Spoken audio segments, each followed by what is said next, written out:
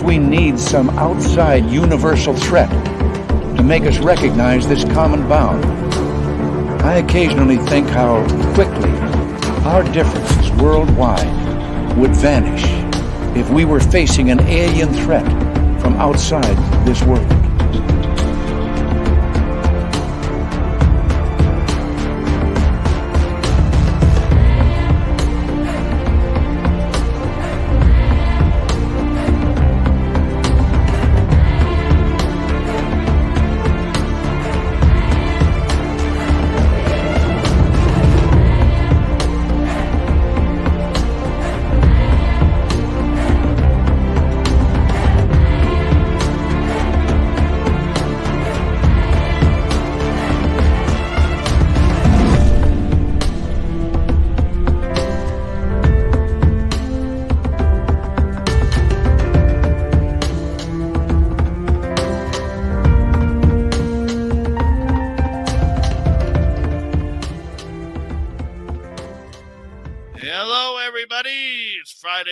Dave Scott here at Spaced Out Radio from SOR headquarters in beautiful British Columbia, talking aliens, UFOs, ET contact, alien abduction with the incredible Samantha Mowat tonight. We were supposed to have Dr. Heather Lynn come on, but, we just couldn't get a hold of her.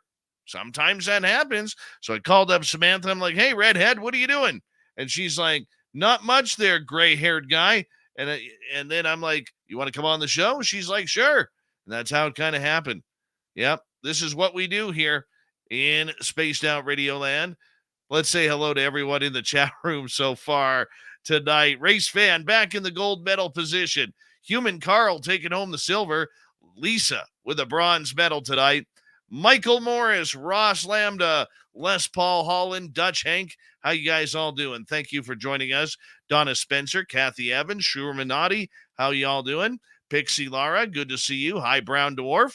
And let's continue on with roll call here as Doc from Wyoming is here. Doc will be signing autographs after the show. Line up to the left of the studio, if you don't mind, to the left of the studio. Steam Train Mark in Australia, thank you for letting me know I'm alive in the future. Very much appreciate that. Jessica McCreary, good to see you. Ann B, Susie B, Eternity Eternal, and Jenny, how are you? Thank you all for coming on in tonight as we continue on with roll call. Robert Lamoth, good to have you here. And let's see, who else is joining us? Rui from Portugal. We have Millennium. We have Terry Hall and Doug Shelby. The Doug Shelby has officially arrived. W. David Page, good to see you. Crystal J, thank you for taking the time. JSCO, welcome back. And there's Nucker. Nucker will be signing autographs after the show as well.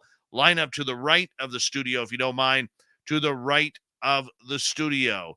Continuing on, Obi Flett, Mark Longoria, Xochitl Paez, thank you for coming on in. Kathleen Lurksenstein and Royal Morning Blue, welcome back. Lil Kilroy, welcome to SOR Chat. Thank you for joining us.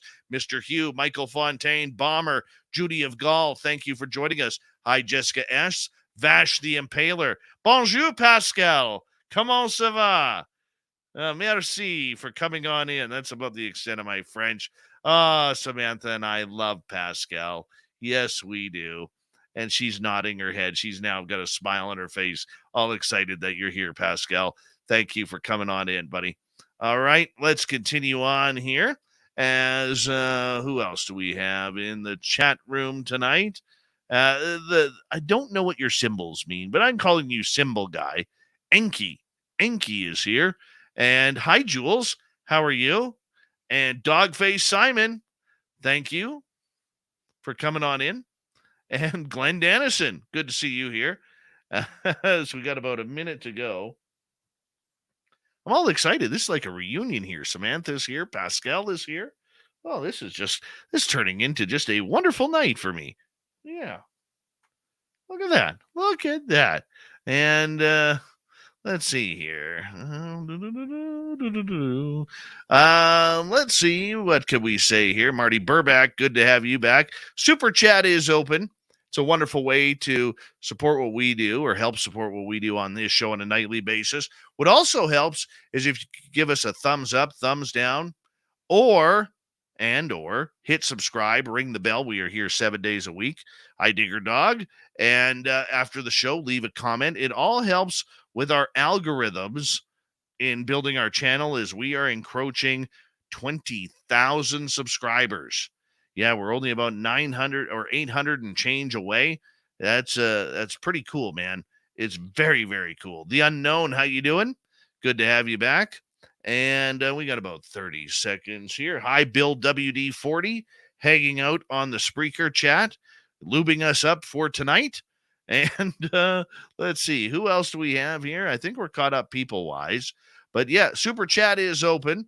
And don't forget, you can get all your Spaced Out Radio swag by going to our website, spacedoutradio.com. We got a lot of cool stuff there. Go check it on out, and let's have some fun. Horns up.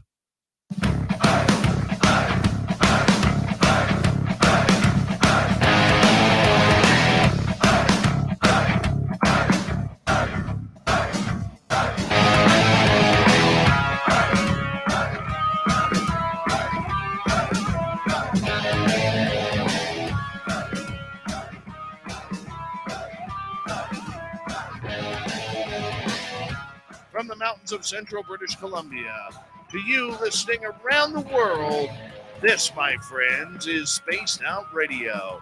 I am your host, Dave Scott, sitting in the captain's chair of SOR headquarters. We welcome you to tonight's show on our terrestrial affiliates around North America, digitally on Odyssey Radio, TalkStream Live, at KPNL. All of our archives are free. Join us at youtube.com/Spaced Out Radio. Do old Davey the favor, hit that subscribe button. You can follow us on Twitter at Spaced Out Radio, Instagram at Spaced Out Radio Show, and on TikTok at Spaced Out Radio. Our website is spacedoutradio.com. We have a plethora of features for you. Rock out to Bumblefoot, read Shirky Poo's Newswire. Check out our swag as well. Tonight's show is brought to you by Chive Charities. Help make the world 10% happier by visiting Chive Charities today. You can find them on our website. Oh, we got a great show for you tonight. Samantha Mowat is here to talk about ETs, ET contact, alien abductions. What do we do? Why are they coming? What do they want from us? Maybe it's just all in fun in a big game, but maybe it's reality. We'll find out here momentarily. Then in hour number 3, we got the Swamp Dweller kicking it off with another spooky story. Terry Hall will fill in for Tim Senor on the UFO report. Shirky Poo has the news. Now, every time we bring Samantha Mowat on, it leaves our audience in just awe and wonder. Why? Because this young lady has, for her entire life, had ET contact. Now, for many of you listening for the first time, you may think about it as, wait, really? How could she have it for her entire life? Well, when you hear her story, which she'll get into a little bit, it is absolutely profound. She comes from a military family. She comes from a background of psychic intuition. She comes from a background of being highly intuitive in being able to tell people what is going on within their world and the worlds that are above us. Where the ETs come from? Everywhere. And we're going to learn about it and what they want from us with Samantha Mowat tonight. Her website, samanthamowat.ca. Samantha, it's always a pleasure to have you on Spaced Out Radio. How are you, my friend? Hi, Dave. I'm good. Like you, I'm definitely grateful to have had some coffee. That one I'm waking up to do this today. Well, for many of the Americans and the rest of the world listening to us tonight, the one thing I will say is they don't understand how we got to get up for hockey in the morning. Saturday mornings are the worst when it comes to hockey season. They really are. But that's okay. That's okay. You got to get up early. I have to get up early for work and then make a 2-hour drive for a hockey game tomorrow night. But that's okay. It is totally worth it. It is totally worth it. And you have to know Samantha personally to understand this little pixie of a psychic lady who is all about peace, love, light, and aliens. Okay. And non-confrontation, non-violence. And then you learn out of the blue that she's put her children in hockey. It is it is one of the greatest ironies that I have ever had in my life, and I love it. It's messed me right up, because you're the one person in this world that I never expected to be a hockey mom. In all due fairness, I was a karate mom, a dance mom, and everything else. So they wanted to try hockey, so we're doing hockey. I think it's great. I think Thanks. it's great. I just never knew I could have a hockey conversation with you. So, I mean, that's just awesome. Awesome. We always have new listeners, Samantha, as you know. Give a little bit of a brief rundown of what it's like from infancy to, your age now, what it's like Yeah. living with ET contact. Well, growing up with ET contact, I had a very lucky position compared to a lot of people who go through contact from infancy all the way through life to middle age, which I'm now approaching. So the reason why I kind of lucked out is both of my parents were willing to talk to me about these things. We would watch shows, whether it was like the X-Files or really mysteries of the unknown, and they would talk to you about how these weren't necessarily just, mysteries. These are real things that people had experienced, and when there were situations that they could relate to or things that they had seen or experienced, they would kind of share that with me. So for me, it was more normal to be able to recognize that I was having contact. It was kind of hard for my parents when I was little because I would do things like sleepwalk and wake up outside, wake up at funny places in my house. It's odd when you're a very small child and, you're having these situations happen where the ETs are opening up your ceiling and you're floating up through the ceiling, or you're going through a wall and seeing a gray on the other side. There's a lot of challenging aspects that do go along with these things because you learn at a very young age that not everybody has them, and if you try to talk to your friends about them, that you could be isolated or shunned or made fun of. So I was grateful to have my family that I could talk to about this. So I didn't necessarily shut down the same way that a lot of people who go through this do. Now, with having the ETs influencing me from a young age, and I say influence because in essence, they did shape a lot of my personality and help me to kind of live between two worlds, Dave. As you and I have discussed in previous episodes that we've done, I have gone through school on craft from a very young age. And what that looks like is you'll have physical or astral abductions going on to craft with extraterrestrials and multidimensionals, and they will teach you things that they find to be relevant to you based upon your life's mission and based upon your skill set. In my case, that would be the understanding and manipulation of energy, the ability to tap in psychically to the past, present, future, read energetic fields, and to manipulate energy as well. Different people have different things that they have with these ET contact scenarios. Some people are taught things like math and physics, others about anatomy in the body. In my case, it's more focused on energy and psychic abilities. How have you enjoyed having this life? I mean, it's different than what normal would be for a lot of people. I don't mean that as an insultive question, but I mean, it's obviously made you who you are, Yeah. you know, and you wouldn't be anybody else, but I'm curious what a Samantha Mowat would be like without the ET contact. Probably an obstetrician and gynecologist doing my other passion, which would be the human body and babies. Dave, realistically, because of my ET contact and my heavy focus on psychic abilities, I was that weird girl in my late teens and early 20s who, instead of going out to the bar and hooking up with random people, I was doing yoga and meditating and eating an extremely clean diet and focusing on talking to my guides and all the different types of beings, because that's where my focus was. And that was what I had been trained and kind of molded into, developed into, if you will, based upon their guidance and the experiences I was having. And that kind of carried forth every time I try to go to university, I get pregnant. And they're like, we're not going to let you go to university in this lifetime. This is what you're meant to do. You're meant to normalize psychic abilities. You're meant to normalize ET contact, multidimensional beings, and how to communicate with them. So there is no possibility for me in this lifetime to be a normal person. I can be relatively normal as far as, like, being involved in pack and being a hockey mom and things like that. But I don't necessarily get to do a lot of the standard normal human things because there is PTSD that goes along with being in my lab, as well as, some of the beings I have interactions with aren't necessarily nice, others are wonderful, but it's a very complex and challenging situation to go through. The challenge that you go through on a daily basis, living a life like this, give us some hints or some clues as to what you go through that, say, the normal everyday person who doesn't have contact doesn't go through. Well, there's the disturbed sleep that happens quite often. So, what happens when you have a craft coming physically above your house is it actually changes the vibrational frequency that is being emitted in the location around you. So, let's say you were to have a craft come physically over top of your home tonight, and you're asleep in bed. Let's say it's 3 o'clock in the morning, and then you'll wake up because you'll be sensitive to the energy. You'll feel in the same way that you would wake up if, like, a dump truck with a full load were to go down your street. You'd feel the vibration. You can sense that it's something very heavy and very different going down the street. It's the same thing with a craft coming over top. You can feel the vibrational change. It kind of wakes you up.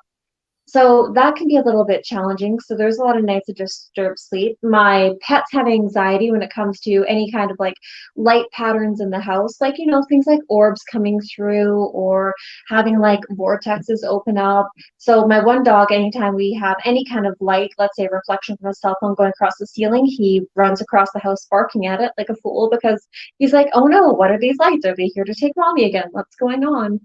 And then you have the joy of having children who, they'll have physical contact. So sometimes your kids, when you have these things happen, will be sleepwalkers who might be walking out your front door and you'll be like, hey, hey, hey, where are you going? What's going on?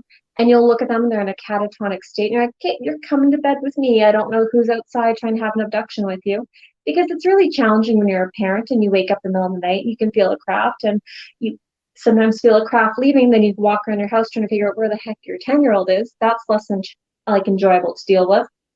And then you have the nosebleeds that come along with stuff like this, where after physical encounters, sometimes you or your children will wake up and you'll feel the blood kind of coming from like up at the upper section of the nose and coming straight down, especially if they've changed implants with you or if they've checked on them if they're malfunctioning, in which case we do have a lot of ruined sheets and pillowcases, so we get stuck buying those more frequently, as well as clothing, which is, a little annoying. So there's a lot of mundane things like that that could be frustrating. There's also the inconvenient aspect, Dave, of like waking up and find yourself down the street in front of an apartment complex that is one of your neighbors a few blocks away and be like, why am I outside my nightgown and where are my shoes and how did I come to be here? So, there's a lot of stuff like that that people who don't have contact don't necessarily recognize or realize is heavily inconvenient.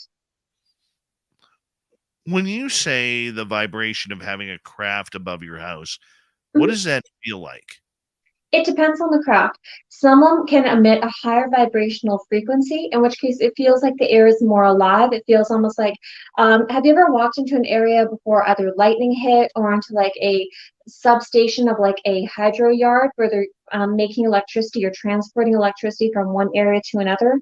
How it feels like the air almost has like that staticky feel to it, like it's more charged. It can feel a fair bit like that quite commonly. Some of the crafts can emit almost like this deeper vibration, like when they're traveling between one dimension to another, the vibrational shift of when they're fluctuating the particles between going from like a higher dimensional plane down to this one. It's almost like they're having to adjust the frequency around the craft to be able to transport from here to there. It almost feels like a warbling sound, like a woo, woo, woo type thing.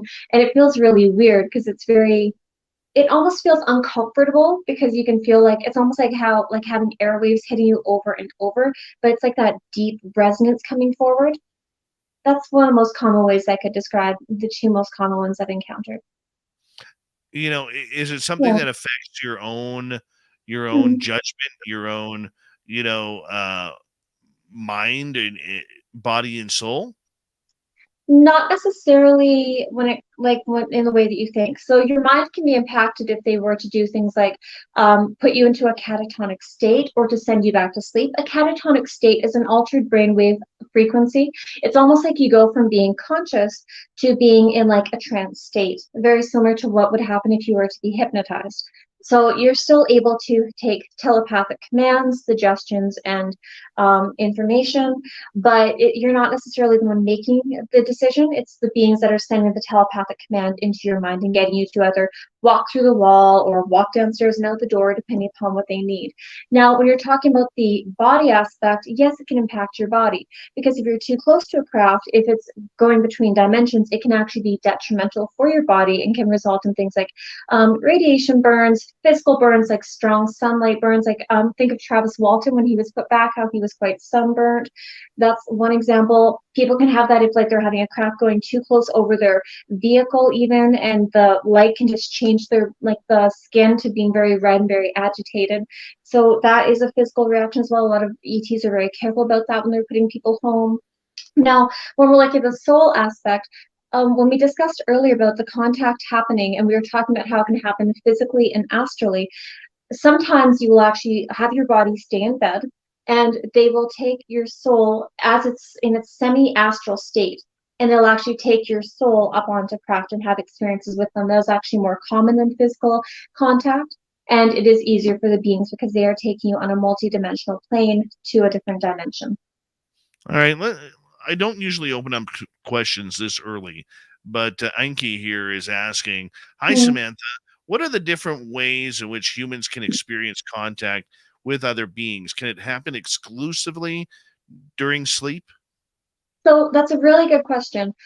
For some people, it will happen exclusively during sleep. Dave, don't take that question down. I need to do it in two parts, and my brain's gonna lose if I have it not on the screen. So when we're looking at this, if you do things like astral projection, so learning how to consciously leave your body at night, you can make the conscious choice to initiate contact with many of these beings by seeking them out. If you want to have communication with them. But quite commonly for people, they will have astral contact with the beings more so than physical. So if what that looks like is, let's say you were to go to sleep tonight. Let's say you've been working on detoxing your body for the last couple of years. You've been, moving away from drugs, partying, really being addicted to TV, really recognizing that the things that are happening on Earth don't make sense, that the media isn't necessarily accurate, what our governments are telling us isn't accurate, and you're starting to wake up, so to speak. When you start to do that, your vibration starts to shift. And so the beings take note of which humans have their vibrations shifting, and they kind of monitor them. And the earliest way that they initiate contact with most humans is actually through astral contact.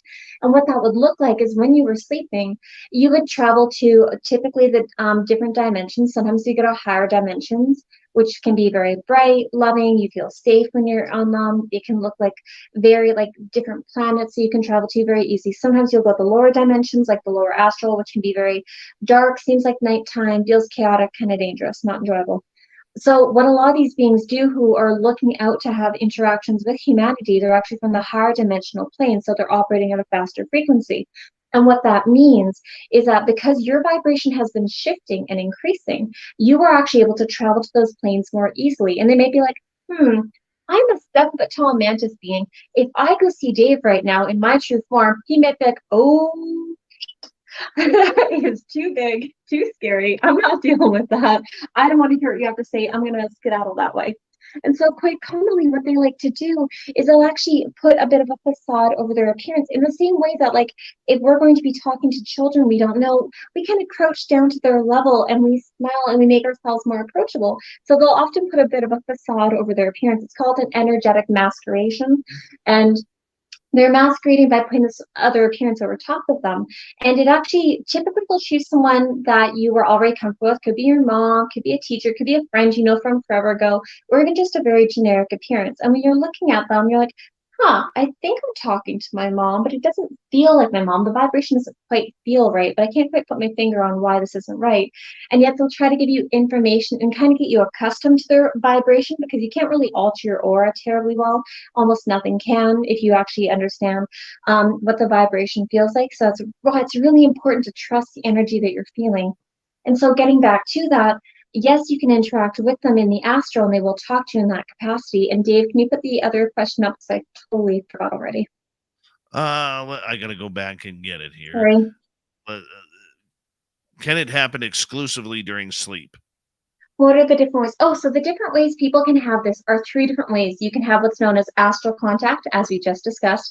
physical contact, which is where your physical form gets the pleasure of actually seeing one of these beings in person, such as the experience that Dave and I had in the woods a very long time ago, where, we're having a nice little walk through the woods, and then we end up seeing beings a few hundred feet in front of us that were physically present as well.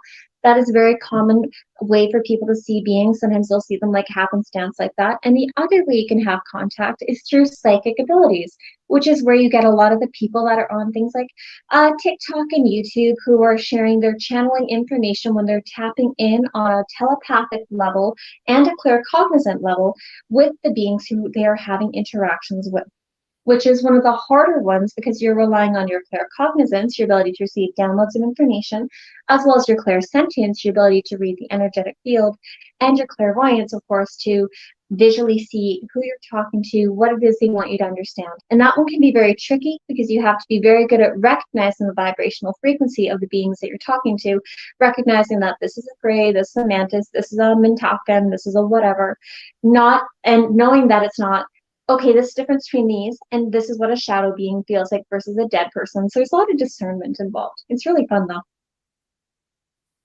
Well, I think so, and I know you enjoy it too.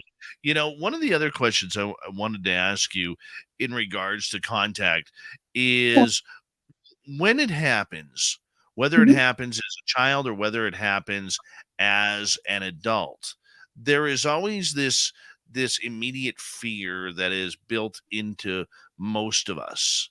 Okay, is that because of the contact we've had or the message that we have learned through years of watching through the media? I think both are completely valid reasons why someone could have some apprehension and or possible fear in relation to contact. But another reason why people may experience fear with contact as well is, Dave, if you were to have something come near you that is so vibrationally different than what you generally experience, as well as physically different than what you are accustomed to seeing, whether it's, on TV or in textbooks in school or even in your day-to-day life, you are naturally, just through our biology and our evolutionary history, going to be apprehensive and a little uncertain around it. And that's just being intelligent. Until you have an idea of how this being is going to interact with you, it's of course natural to be afraid. Okay, should we though? And how do we I, get over that fear if the contact is good? Because for me, mm, and many others, we yeah. only get 5-10 second snippets of what's going on. Sometimes it's a little longer, sometimes it's shorter. Mhm. And how are we supposed to be able to piece together what happened if we don't know what's happened? So there's a couple ways that I want you to approach that. It's not necessarily right to be afraid, but I do think it is important to be conscious and intelligent about it. In the same way that you wouldn't just let some random person you don't know into your house, you would actually want to, just kind of use discernment. When you meet people, every single person that you meet, I want for you to stop and just take a moment, take a breath, and be like, is this person a safe person? Do I feel safe with them? Do I feel as though there's something right about them or not right about them? Because as you get in the habit of applying that, so too will you apply it to the animals you encounter, bears, cougars, dogs, raccoons, whatever, Bigfoot, or the beings that you encounter. Because it does not matter if you are meeting a gray or a Palladian or whatever it is. Absolutely every species has the individual free will thought pattern. And so that means the individual may have good intentions towards you or negative in the same way that humans do. So you do have to take that into consideration. You shouldn't just walk up to, oh, it's a humanoid ET. They're going to be so sweet. Oh, they look just like a Palladian. I bet they're awesome. Oh, crap. What are they doing to me now? Why didn't I listen to my intuition and know that they weren't necessarily kind? Because you're making, in the same sense, racial judgments about them, which we have to be very cautious of with the beings in the same way that we do with individuals, right? Very important to take into consideration. Very true. Samantha, I'm going to Yeah. get you to hold on right there because we are going to go to break here at the bottom of the hour. A cup of ET is what we call it when Samantha comes on. I love that name. Yes, I came up with that one. That little catchy ditty myself. SamanthaMowat.ca is her website. When we return, we are going to get more into extraterrestrials and that feeling of something strange all around you. Can you control it? How do you deal with it? We'll be back to Spaced Out Radio right after this.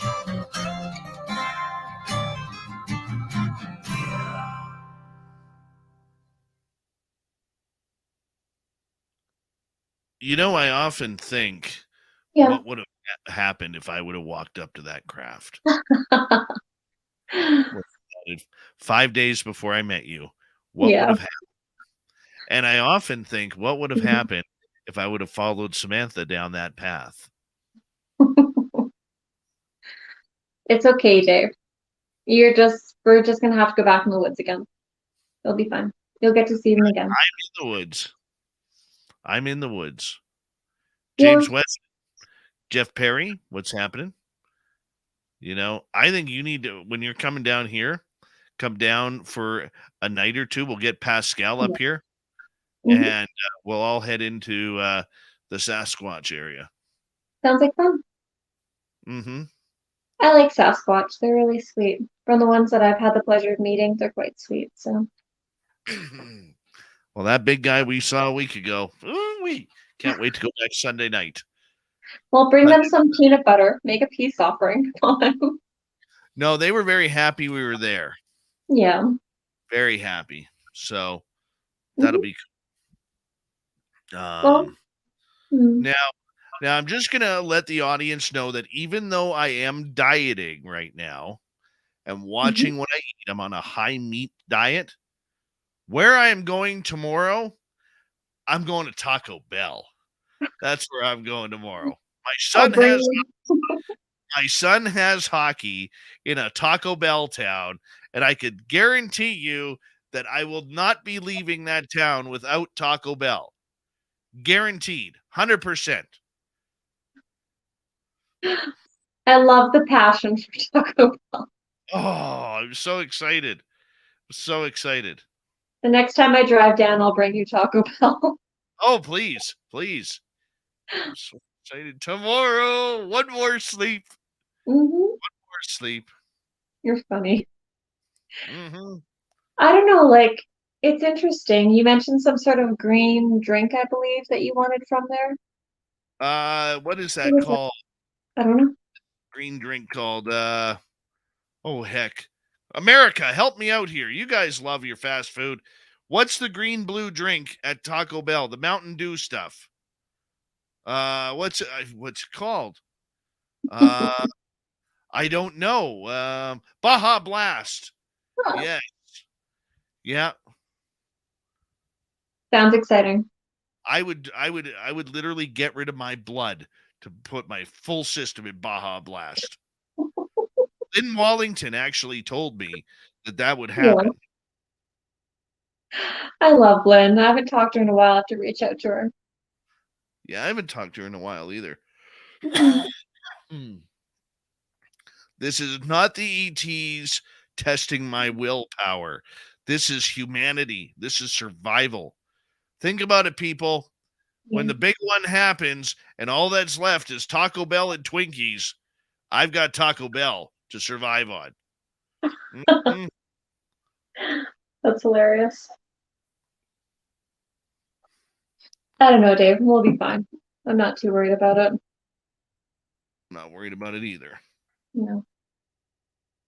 Although I haven't had a Twinkie in like 2 decades, so maybe I should try a Twinkie again. Twinkies actually gross me out.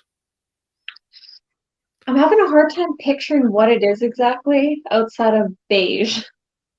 So. No. Well, I mean. Yeah. I don't know. Hey, there's number 14 in your program. Number 1 in your hearts. Starting on defense from Luleå, Sweden, Lars Jansson has joined us. Yay! And Ivan, thank you so much. I'm not sure what the COP is, but thank you for that super chat. Awesome. I love it. This one is for Butch. Aww. Oh, it's a Colombian peso. That's what that is. Cool. Thank you so much for that. Hmm. Really appreciate that, Ivan. I didn't know you were from Colombia. I could once I get my map, I can actually start putting little pins in on where people are from. Now I know we got a listener in Colombia. That's awesome. Do you want me to look for one at Costco? They just had them like 2 weeks ago. Yeah, yeah, that'd be Okay. cool. That'd be cool. All right, we got 30 seconds. Thank you, Ivan, Enki, and W. David Page for the super chats tonight. Very much appreciate the love and support. And don't forget, you can give us a thumbs up, thumbs down, hit subscribe if you're new. We're on our way to 20,000 subscribers. We'd appreciate it. And here we go with the second half hour.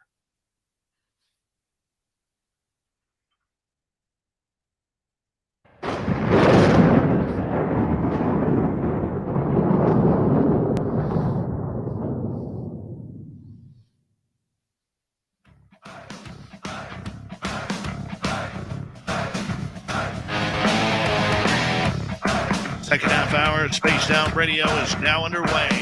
Thank you so much for joining us. My name is Dave Scott. Very much appreciate earning your listening ears.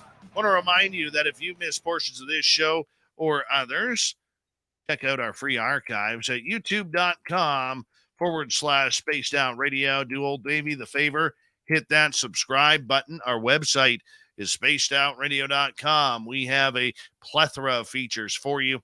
Rock out to Bumblefoot, read Shirky Poo's Newswire. Check out our swag as well.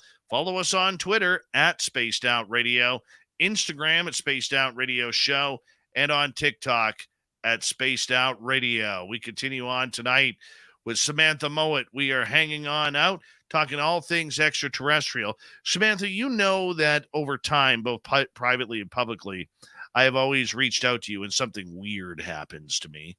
Because why not go to someone weirder who would have the answer? And that would be you in my life, or Pascal, or somebody like that. So the question that I'm asking you is this. A couple weeks ago, we went into the forest, into our Sasquatch gifting site area. And many in our audience have already heard this. And what happened was when we turned up that logging road, we were immediately all hit with something different. Okay, from fear to uncomfortableness, uneasiness. My buddy Mark was hit with a feeling of very heavy, almost very paranormal uncomfortableness. I was hit with ETs. And I was hit with the idea that as we were driving up the logging road, and it's already dark out, that I was seeing pareidolia of alien grays everywhere up the road. Happened about 7, 8, 9 times, maybe 10.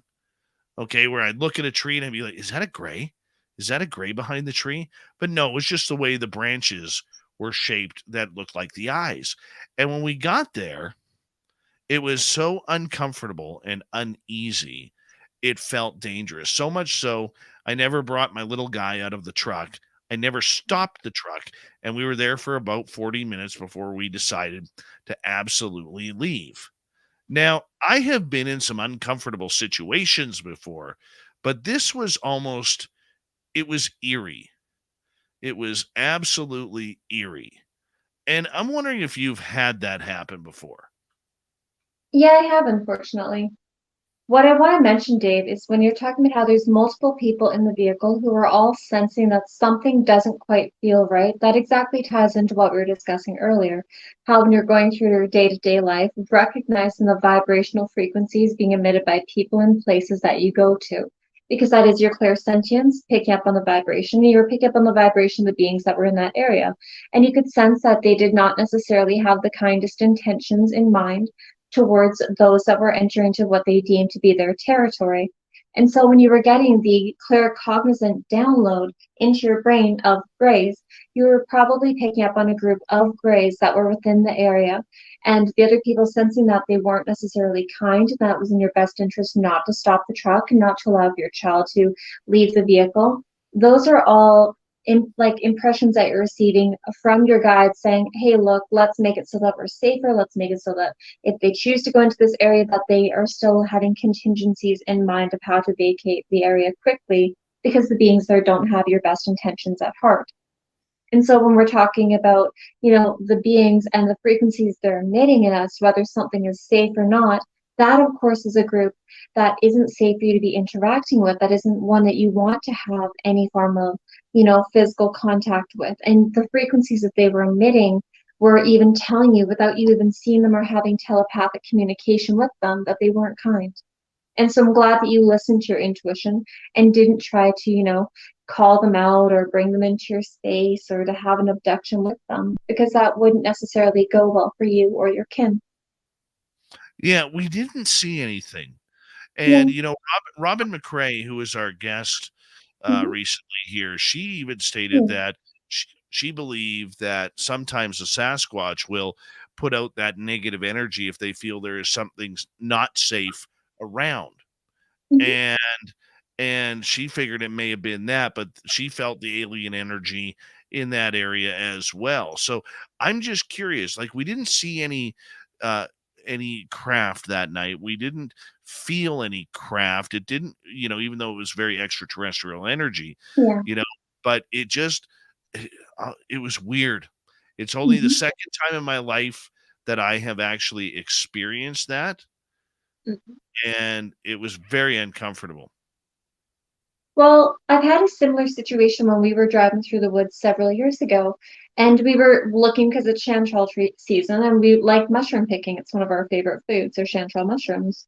And so we were exploring up here in northern BC when we were new to the area, and as we were driving through this really mountainous, isolated area, we had a very similar vibration come around us, where you could just feel as though something doesn't feel right. You can feel that you're not welcome in that area. You can sense the vibration of, it's almost like everything is quieter, like a lot of the animals are afraid to speak or to chirp or to really go out and venture like they normally would.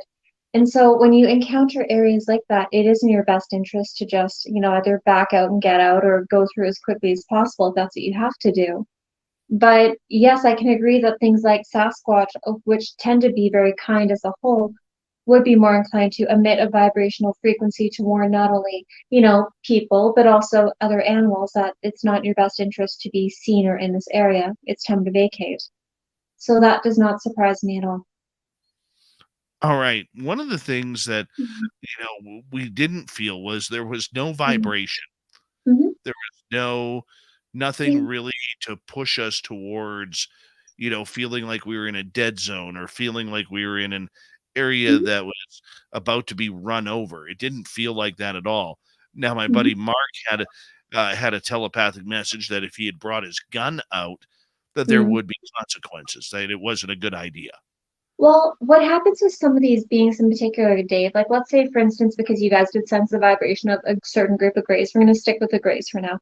When they do land their craft and have more of a physical landing where the craft comes into this dimension, it can be done for scientific and explorational purposes, where they're monitoring things like, okay, what is the ground like? What is the pH like? What are the animals like in this region? How are they being impacted by, not only the energetic frequencies that are shifting on Earth at this time, but what are the pollutant levels like? How many of this, that, and the other thing are we counting in that region? Because they are a very biological focused species that tends to really have an interest in the flora and the fauna. And so quite often what they'll do is they'll actually have their craft be in a physical location. Sometimes it'll be on the ground in a clearing such as a field or a meadow.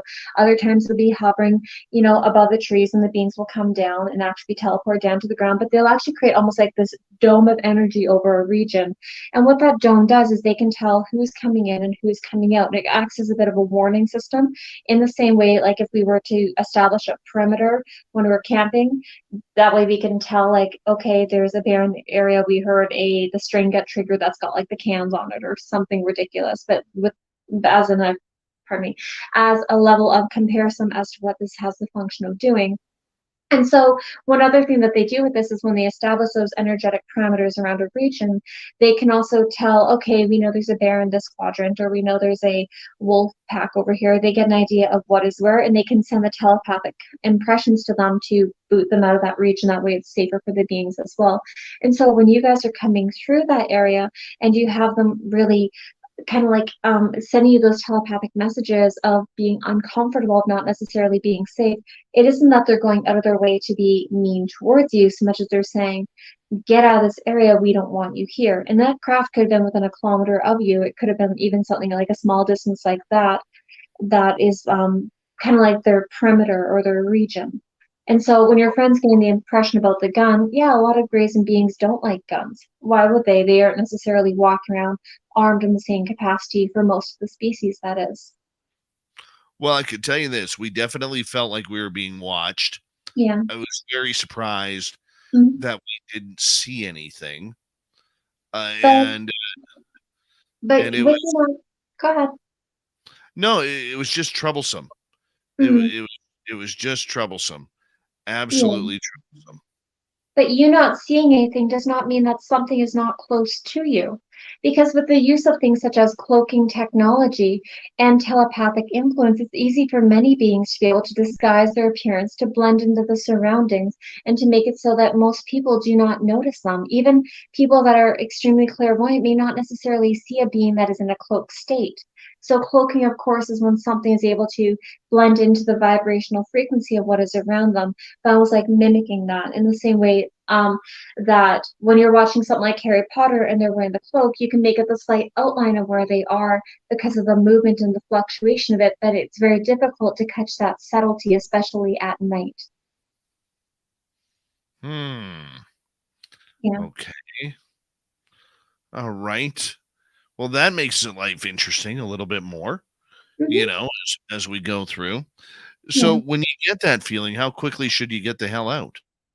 If you get that impression, you should leave very quickly. You should not mess around with it at all because you don't know the intentions of the beings that you're interacting with. If they're willing to say to you, like even on an energetic level, that they don't want you in their region, it's best, just like animals, to get out of that region very quickly and to not offend them. Because the last thing you want to do is to have them be agitated and feel like they have to go on the offensive with you. Because many of these species, although people think that, the Greys kind of stick to themselves, or the reptilians stick to themselves, or the Pleiadians, a lot of them actually have various species on board craft and can be in different capacities or roles that they agree to do. And so when we're looking at that aspect, I would move out very quickly because the last thing you want to do is piss off the reptilian greys. The last thing you want to do is piss off some of the other ones because they can do things like send you headaches or telepathic pressure to your head, causing you nosebleeds, causing you to be dizzy or to become disoriented, which could be dangerous if you have to drive. They could do things like accelerate your heart rate to make it so you think you're having a heart attack. So the people that you're with actually will take you out of that region much quicker and rush to the hospital to not stay there. There's a lot of things they can do that aren't necessarily them coming and, pointing a gun in your face, but are still equally as dangerous for you. Well, I mean, what if we want to just brawl a little bit with them? That's stupid. Like you're fighting typically, sorry, with like if you're fighting with something that's much more psychic than you, they have the upper hand than you. They can get you to turn your gun on yourself and to like shoot the people that you're with, or to like make you commit suicide even though it's not what you're wanting to do. It's not worth In it. other, in other words, what you're saying is they are not going to play fair. They're not going No. to play fair. Dave, we don't play fair when we're fighting with animals. Look at us against like a bear or a raccoon. Like we have our guns and our knives and the things that we use, tasers even. Like that's us using our technological advantage to outmaneuver some of these animals. When they don't necessarily have the same need for the technological aspect, they're able to do it more mentally. So of course they're going to defend themselves how they think is necessary and given the situations in that moment. It's not in your best interest to try to fight them. It's really not. I know, but Yeah. I owe a couple of them. I really do owe a couple of them. Yeah. But I mean, that's up for you to determine how you want to deal with that. I know. But sometimes Mhm. revenge is sweet. All I'll say, sometimes revenge is sweet. And there's a couple that out there that old Davy would love a return visit to. I'm sure I many I contactees. understand that one. And I think a lot of people who've gone through contact, especially when they don't understand, what is necessarily happening within their contact, would agree with that. Because it is very easy with a lot of this to become victimized or to have post-traumatic stress from it, to have it impact your mental health, and to make it so you're feeling as though you're not safe. And I understand that. But I do want you to understand, though, Dave, that sometimes what we have experienced in our contact can be misinterpreted and misunderstood. So, for Oh, very, instance, like, very much. let's say, Dave, you were going through the hybrid program, and let's say that when you're like a 10-year-old or a 12-year-old and you find yourself laying naked on a medical examination table with the beings over top of you who are checking various aspects of your body, determining if you're a good fit for the hybridization program, you might become very fearful of that and have anxiety dreams around medical procedures and doctors and around, very skinny, tall people. If you were dealing with the tall grades, for instance, or very skinny, small people. There are those aspects of as well, or people, that are bald is a very common one for some contactees to be afraid of. There's a lot to it. And, when those memories of what actually happened with the contact experience start to come forward, you may not realize that the beings, while they were checking you with the various physical aspects and going through their checklist of what they need to know, may have also healed you from, let's say, a heart condition, or put an implant in to make your liver more efficient, or, another one in at your kidneys to make it so they were running more smoothly. They do a lot of good as well when they are checking people, if it's people they care about.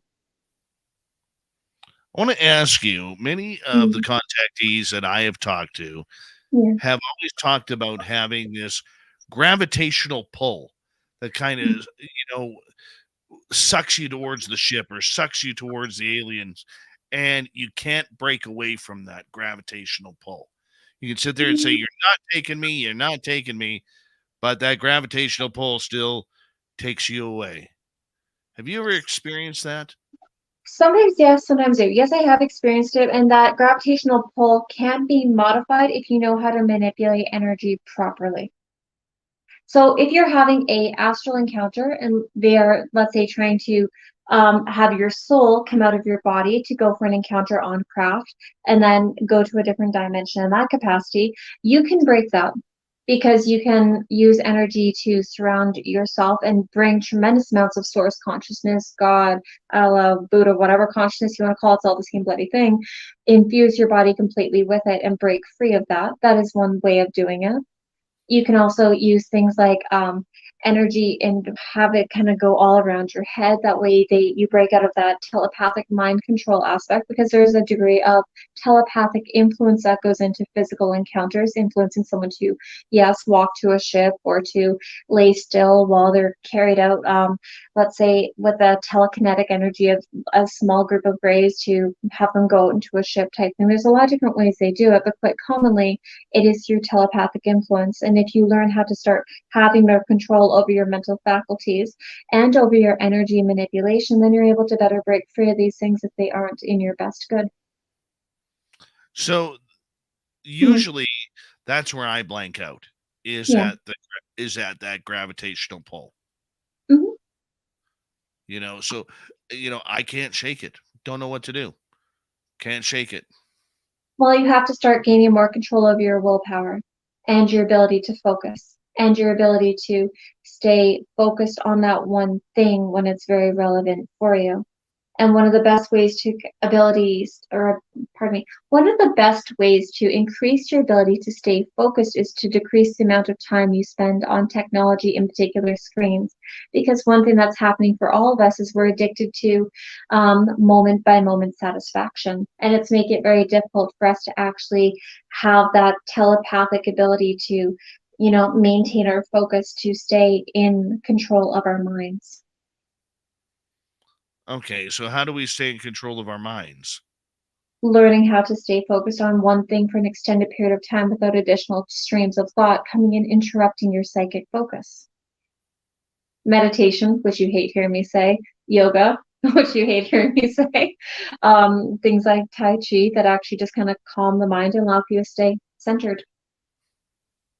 I don't always rock at it, Dave. Don't feel bad. I'm not a master at it. They still, when they want for me to come with them and I don't feel like having an abduction, it's very easy for them to distract me. Look at how many encounters, like, I'll start asking them a question. They'll be like, look, Samantha, something shiny. Oh, look, a puppy. Oh, look, a baby. I'm like, oh, okay, let's do this. So, I mean, they know the tricks and tips on how to like get somebody to be redirected when they're trying to gain like a lot of conscious recollection when they don't necessarily want that human being in the more cognizant type state. It's common. How common is it? Quite. Dave, I've written out hundreds of encounters at this point. Like I've sent you my first draft of my book, and you've seen how like retardedly, ridiculously like big that thing is. And I've started to look at my own contact history through a different set of like lenses and going, huh, it is very easy to distract me. And I know about these things, and I do all these things to practice to, have more mental capability and to be more focused and directed, and it's still that easy for them to distract and redirect. It's it's adorable. It's kind of funny, but it's adorable. I mean, look at humans. Can you think of a single person who can sit near their smartphone for an hour without checking it, without going to check their Facebook feed or their YouTube feed or their TikTok or whatever? Probably not, because we're always looking for that moment satisfaction. Well, that's awesome. That's awesome. We Mhm. have 3 minutes to go before we have to go to break here at the top of the hour. Samantha Mowat is our guest tonight on Spaced Out Radio.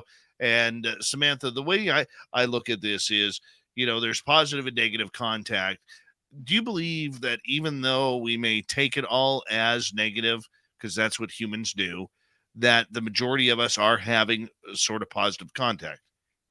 I would say neutral to positive is probably more common, judging by my contact history and the contact history of my friends, my family, and my clients. I'm in a very fortunate position to be able to find out about the contact that a lot of other people have had who I have interactions with. And I do think that a lot of it would be perceived by the ETs as positive, and by us, we may misinterpret it and we may put a negative connotation on it because we don't necessarily have the information. And so, what I want you to do is, Dave, let's say that you were to encounter a stray dog. And let's say that while you're going through the woods, you see this dog that looks like it's limping. And you're like, I'm going to take this dog to the vet and I'm going to take it to a shelter so it can find a nice home and have regular food and get the medical help it's needing. That dog may look at you for the rest of its incarnation, and even though it may have only met you the one time, where you took the dog and you abducted it and then you transported it and then you did these weird medical things that it didn't understand, and be like, oh my god, humans are scary, and the first chance it gets when it gets outside, that dog bolts and it's like, I am not dealing with humans are terrifying. It's the exact same thing, where they don't always necessarily have negative intentions towards us, even though some of the things they do may cause us pain, or can, they aren't necessarily speaking to us because they realize that, oh, well, they're not going to remember, they're not going to understand. And so, there's that communication barrier. So if you find yourself going through contact, what I want you to do is to look at the beings, even if it's just for a second, say, I'm remembering, because they will treat you differently. They will help to answer more questions to you. They'll be willing to treat you as more than just a completely vacant robot. They will start to share information with you. Even if it's just little snippets at a time, that relationship will grow and the amount of information you will receive will increase with time. Very cool. 1 minute to go here before we got to go to break here at the top of the hour. And we will take audience questions when we come back from the break here. From if you're in our one of our chat rooms or you're on Twitter at hashtag Spaced Out Radio. The one thing, Samantha, for you is this seems so easy. It seems so natural. Yeah. Is it really that way for you, or is that just the way you present it because you've been around this so long? I do think for the most part for me it's pretty easy, Dave. But I suck at other things. I can't cook eggs. I can't cook sidekicks. I can't cook craft beer to save my life. I don't get jokes very well. I suck at sarcasm. I walk into walls. I'm not good at normal stuff. That's okay. We have to know what our boundaries of capability are, right? But you have to look at it this way. Dave, if you practice some of these things as much as I did, and if you were to have gone through school on craft like I have, and like many hundreds of thousands of people around the world have done, it would be more natural for you as well. Yeah, Just like anything. I'll take your word for it. Your question's next for Samantha Mowat on Spaced Out Radio. If you're in our chat rooms, put them in capital letters. We would appreciate it. Easier for old Davey to read. More ET, alien, UFO talk when we return with Samantha Mowat on Spaced Out Radio.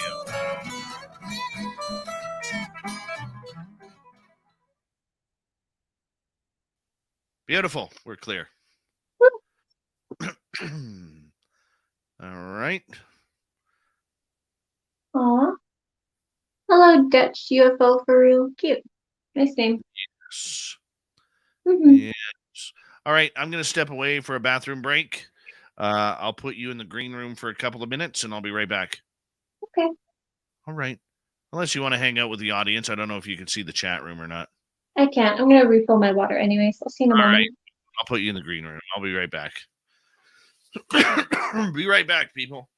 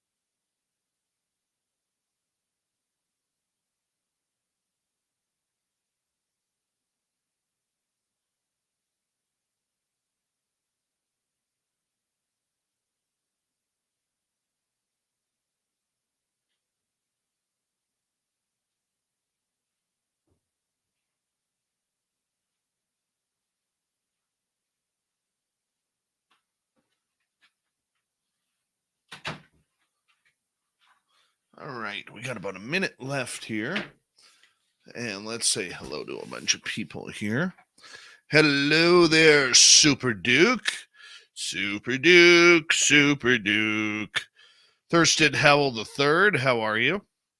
Who else has joined us late here? Dumaget John, what's happening? Thank you for joining our chat room. And let's see here.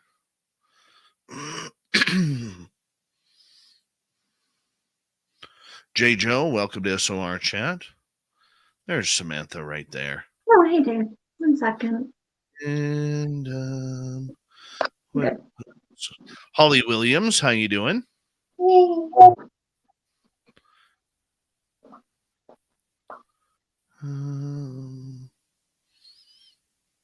Mark Ellens, good to see you.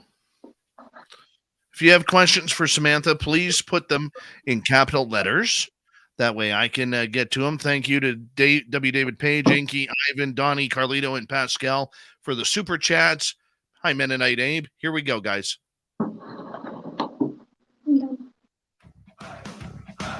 You're listening to Spaced Out Radio with Dave Scott. Follow Dave on Twitter at Spaced Out Radio and on Facebook, Spaced Out Radio Show. Here we go with hour number 2 of Spaced Out Radio tonight. Good to have you with us. My name is Dave Scott. Very much appreciate earning your listening ears wherever you are on this beautiful planet we call Earth. Hello to everyone listening in on our terrestrial affiliates around North America, digitally on Odyssey Radio, TalkStream Live, and KPNL. All of our archives are free. Join us at youtube.com/Spaced Out Radio. Do old Davey the favor, hit that subscribe button.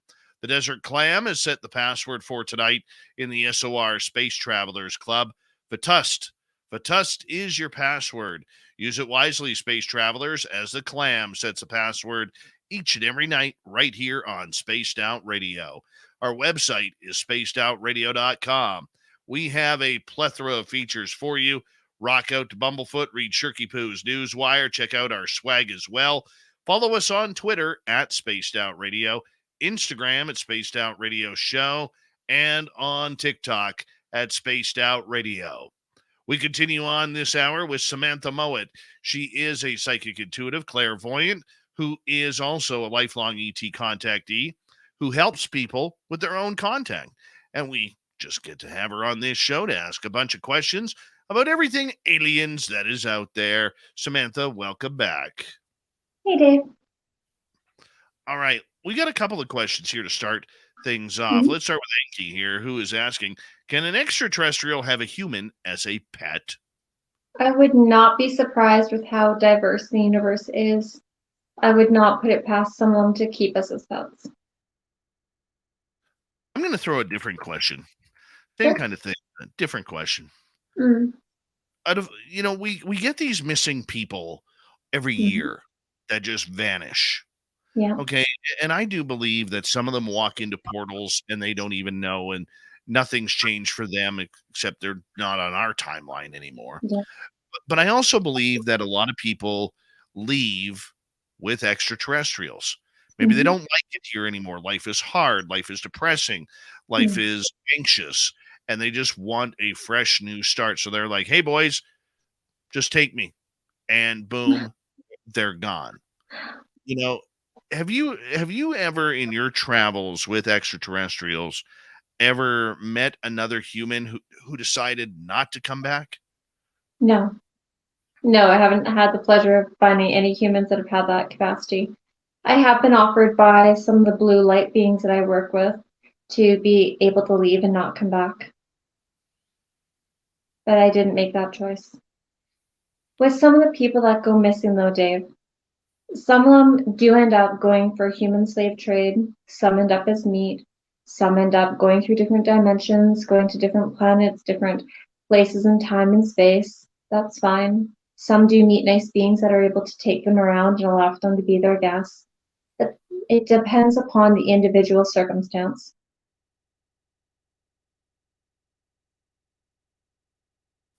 Yeah, I can understand that, and I can and I appreciate that some are taken against their will for things that they have no control over. I do get that. I'm just wondering if, some of these people, like there's a story of Granger Taylor on Vancouver Island, where in the early 1980s, he said that, he was going to be taken away by aliens. He was never seen again. Yet his truck was found with, exploded up on one of the mountains. Hmm. Police ended up ruling it as a suicide, even though nobody Hmm. believes that. Yeah. But he had said for years that one day he's going to go with aliens, and he's not coming. He expected to come back in 4 months, but he's never come back. But Dave, he might not wanted to have come back. Like, if you think of it this way, when we're on craft, they have the ability, like with the different types of technology they have, to feed us food that is completely nutritious, that balances us in all the right ways. It can look like a steak, but it's not meat. It can look like, soup if you want soup, or McDonald's, or whatever it is you're craving. They have the ability to create food that we think tastes like all these things that we can get down here that are actually made of the substance that's a lot healthier for us. You don't have the same degree of stress down there because you don't worry about, did I pay my utility bill? Did I end up picking up all the things like the dog poo in the yard? I don't have to deal with my crappy neighbor anymore. I don't have to deal with, whatever it is, the societal expectations and pressures. It really is different out there than it is here. And even the other humans that live on other planets, quite commonly, they don't have the same societal expectations, the same misogyny, misandry, racism, all the different biases that we have here, and especially not to the same extent. So I'm not going to be like able to look at anyone who makes a choice to not come back and think they made the wrong decision. Makes sense. Yeah. Makes very good sense. All right, we got a bunch of questions Sure. from our audience lined up now, and let's go to let's see here. Let's go to President Zaddy. Why don't aliens like being photographed? Is it because they are meta? I don't know what meta is. Meta. Go ahead. Don't worry about that part. Okay. So it's not that they don't necessarily like being photographed so much as when you are making the decision to allow a human to record you, it can actually place that person, President Zaddy, in a more compromised position. So for instance, let's say that you were to have 4 different groups of ETs interacting with you. And let's say they were to allow for you to get physical evidence of them, and you were to post that, let's say, on various platforms of social media. If you are not already going through the MyLab programs, that would be a red flag right away because the things you're posting would actually be picked up by the powers that be, and they would recognize that they have to pay you a visit, either astrally or physically, although most likely both. And from there, you would be placed in various forms of interrogation, asking them, they'd be asking you where the beings were, how did they come to see you, they would find out how long you've been interacting with them, and they'd be trying to gain as much information about the beings as humanly possible, which can actually place the beings themselves in a more compromised position and make it so you are not able to have a relationship with them in the same way that you did. Now, let's say that these beings were taking care of you in a physical capacity because you have an ailment. Let's say that your brain is moving towards developing things like Alzheimer's because you're using things such as fluoridated toothpaste and having fluoridated water. Or let's say that you're having, let's say, an irregular heartbeat, which they're checking periodically with every one of your yearly visits to make it so that they're adjusting any implants to be in such a way that your heart's not having damage as quickly as it would because of the genetic defect that's passed along through your bloodline. And so they would not be able to have the same relationship with you where they came to help take care of you, and you would not be able to complete the agreements that you have with them, such as, for instance, they could be monitoring you to see what the pollutants are like on the planet. You might be in the hybrid program, in which case they'd have to necessarily take you out of that, because when the government finds out that you were going through these programs with the extraterrestrials and multidimensionals, they want to find out as much information about the beings as possible, which can make it so that beings don't necessarily want to give you as much information because they don't necessarily want that same information being given to the governments. And so I know it may seem like, Samantha, why are you giving such a long-winded answer? Why are you making it so roundabout? It's because it's a more complex reason than they don't simply want for people to have a photograph of you and your gray bestie best friend and be like, yeah, we're good. They don't necessarily care about that so much as there's a lot of reasoning that can compromise your safety and the safety of the beings in particular. All right, let's go to another question here. This one comes from Trisha. Sure. Hi, Samantha. I'm curious to know if you are taking in new clients. Try texting me, Trisha. If you're trying to email me, I'm kind of overwhelmed with my emails and computer stuff right now, so I've ignored my work emails altogether. But yes, if you text me and say that you're reaching out because of SOR, I will take you as a new client. But for the most part, no, I'm not taking people right now. Trisha can reach out to me on Facebook or on social media, and then I'll pass your phone number over. Sure. Works for me. All right, let's go to George. And Jorge is asking, are owls connected to a particular group of ETs? For me, I've seen owls most commonly in relation to the greys, in particular the small greys. It is a very common facade for the greys to use because of the large protruding eyes that the owls have, as well as their range of motion with their neck, spinning it very far to the left, to the right. It doesn't seem as odd when you have a screen memory of an owl doing it, so much as, say another animal like a deer. So for me, the owls I often associate with the greys. Yeah, it's something when you see a 4-foot owl standing there staring at you, right? It's kind of weirder when you see the 4-foot owl and the eyes are glowing and you're seeing a funny looking person beside them. You're like, okay, this can't be right. This is definitely not a normal owl. It's kind of weird. All right, let's move on to another question. This one coming from YJ. Samantha, I've learned to beat paralysis and put my foot down to not accept being taken against my will. The only acceptable contact I'll allow is face-to-face. Why don't they just knock? Well, sometimes they do, which is kind of the funny part. So, YJ, do you remember earlier when we were talking with the aspect of things like, when you're having your abductions and you're having your contact with the beings, telling them that I'm remembering and kind of approaching it from a more cognizant state and from that more place of like empowerment? The reason I'm bringing that up isn't just so that you'll get to remember more, but it also changes the relationship that you have with the beings when they realize that, hey, YJ is cognizant and he's still choosing to be, fairly compliant as we check his implants. And, he's being relatively pleasant when we're, checking the various things to do with his body and doing our body scans and sharing information with him. They're more inclined to actually send you the telepathic messages of, YJ, will you please come outside so we can talk to you? And have the situations where you'll go open your front door and then walk out to a craft, or to go walk out through your sliding glass door, things like that, and have the interactions rather than the abduction, so to speak.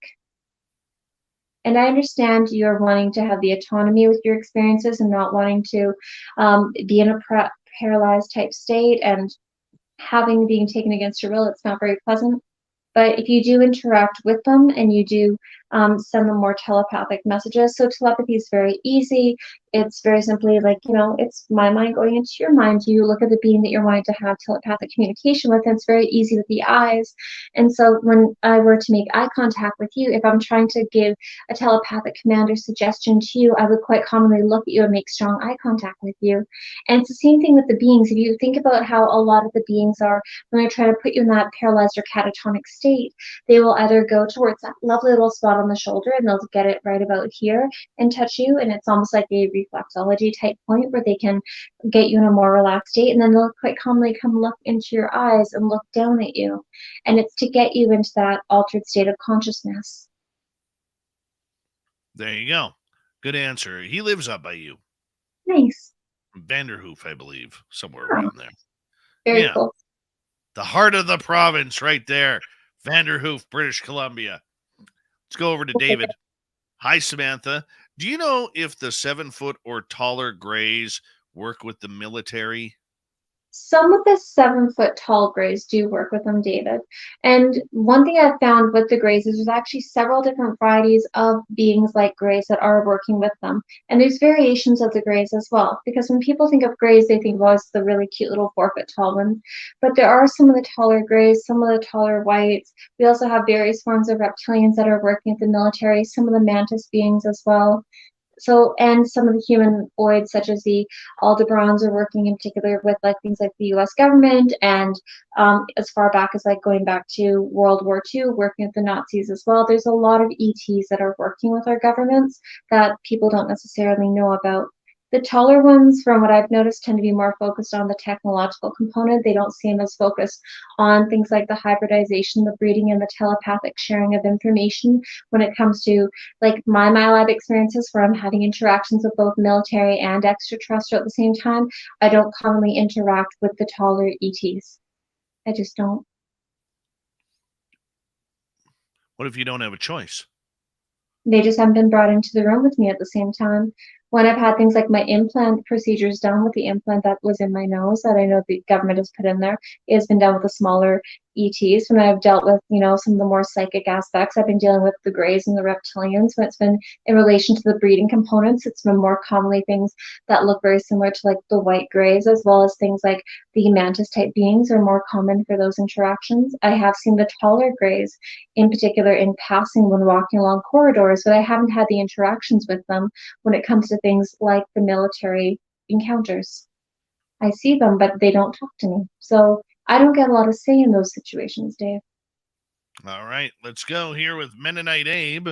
Do extraterrestrials have any forms of entertainment as we humans know it? Singing, art, etc.? They really do love the sound of the various vibrations that are emitted by things such as planets and nature sounds. I've noticed that in particular when dealing with the humanoid ETs. Some things I've noticed when it comes to the more creative aspects in my more recent encounters is they do seem to have an appreciation towards looking at some of the human art. Some of the hybrids in particular have fascinations with things like books, and they can be collectors of things because they have like the two combining aspects of DNA. They have the Earth human DNA in some cases, as well as various ET DNAs, and so they can have a fascination with some of their lineage history. So with this one encounter that I had, there was a woman who was a hybrid who had she had this lovely desk that was made here on Earth. She had a deck of old worn playing cards. She had a yellow snake that had been dried out. She had a book, and those are very precious things to her. And so the book, of course, would be entertaining for reading. The snake, of course, be entertaining as far as like the studying and the biology focus. But the playing cards indicate there's a fascination with the cards. I don't think she uses them for divination, and she might know different games than we do. She didn't do games with me. But when it comes to things like TV, I don't recall seeing TV. They do actually appreciate singing. They appreciate storytelling, because one thing that I've done with my hybrid babies, which has been one of my favorite things to have happen, is the telepathic information that you can project out of your mind into the room and tell stories and sing to them, which has been quite lovely. And one of my primary breeding partners, he projected into the room, the story of the various Star Wars saga, which is kind of silly, but it was really quite a lovely experience because it's almost like the equivalency, like our idea of Star Wars is kind of like the equivalency of like a fairy tale to them, just with how ridiculous the human perception of it is. Like it's a very juvenile perspective, sorry, but it is. And with my gray hybrids, I've sung to them quite a fair bit, and they really enjoy human singing. So yeah, they do have some appreciation for the arts and creativity. And you always stick with the ones that like metal too. You gotta like. Oh, it's Okay. nothing. I don't think to sing the metal, Dave. Maybe I just need to badass up my playlist a little bit, but I'll try. Yeah. Get rid of the Coldplay, get rid of the Celine Dion and the Jan Arden, and go straight to the metal. Or more likely, get rid of the Disney tunes, but whatever. Right? Whatever. Right. But I really like Donnie's perspective here, because he's talking about how if he ever meets an ET, he's going to bombard them with questions. And you know what? You might be one of those people who's actually able to maintain your cognitive faculties when you're in the presence of something that's so different than what you're normally accustomed to being near. However, in my experience, from most people that I've seen, they meet ETs and they're just like, their brain kind of shuts off. It's information overload. They're too focused on the visual stimuli, the energetic stimuli, and they walk away from those situations having a billion questions without actually having thought in that moment to ask one. And so if you do want to meet ETs, you want to have interactions with them, Donnie, starting your astral projection and interact with them on an astral level. That way, if you ever get the chance to meet them face to face, you'll be better prepared to be able to interact with them in a more conscious capacity and have more control over what you're speaking about. Very true.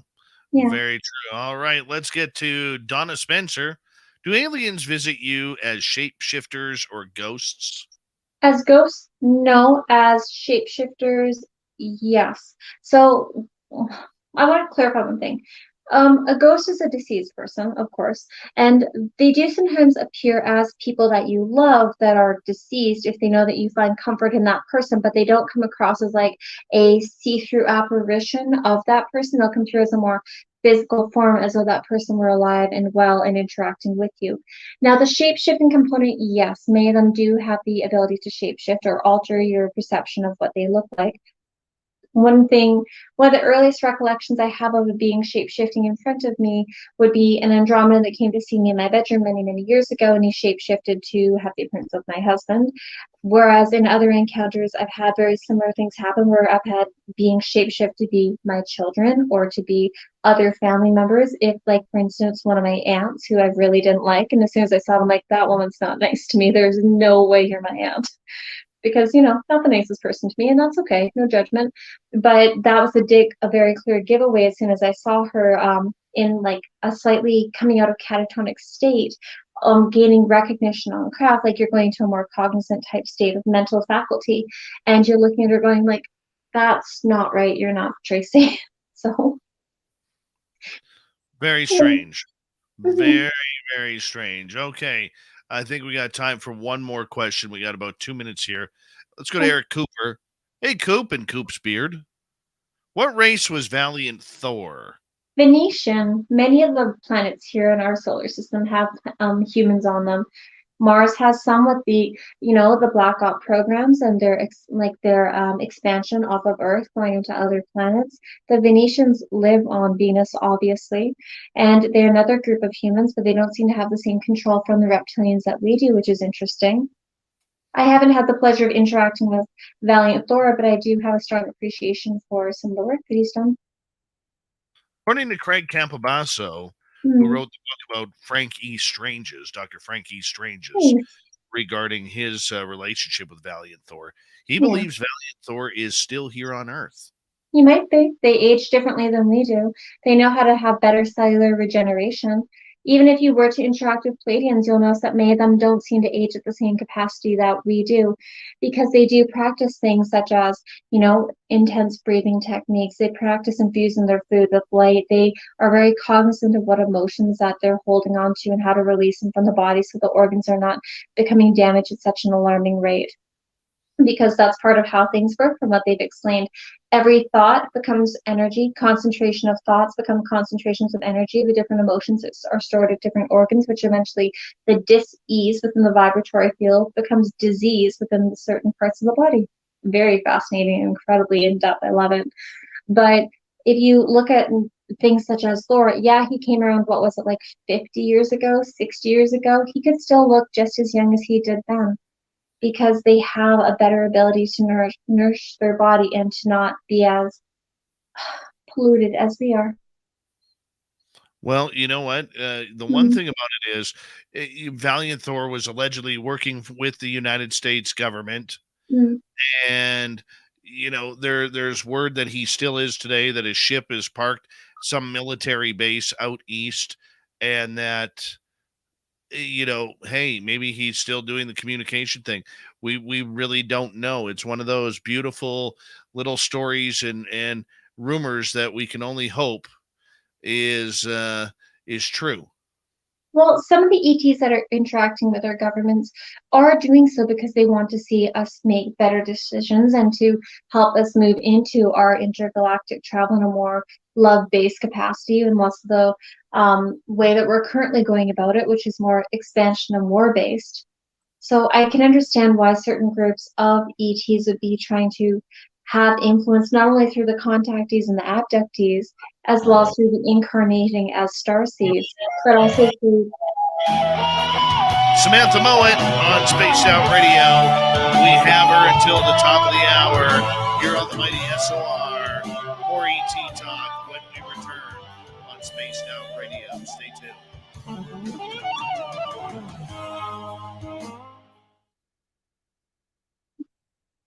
All right, we're clear. Good job. Good. Hmm. What? Oh, I'm just happy to be here. Oh yeah. I'm super grateful for coffee in the mornings. That's going to make it a lot easier. So, Ah, yes. The mhm. old Timmy's beverage in the morning on the way to the hockey rink. Yeah. Gotta avoid the Timbits though, right? Yep. Yep. Mhm. Oh, I don't mind.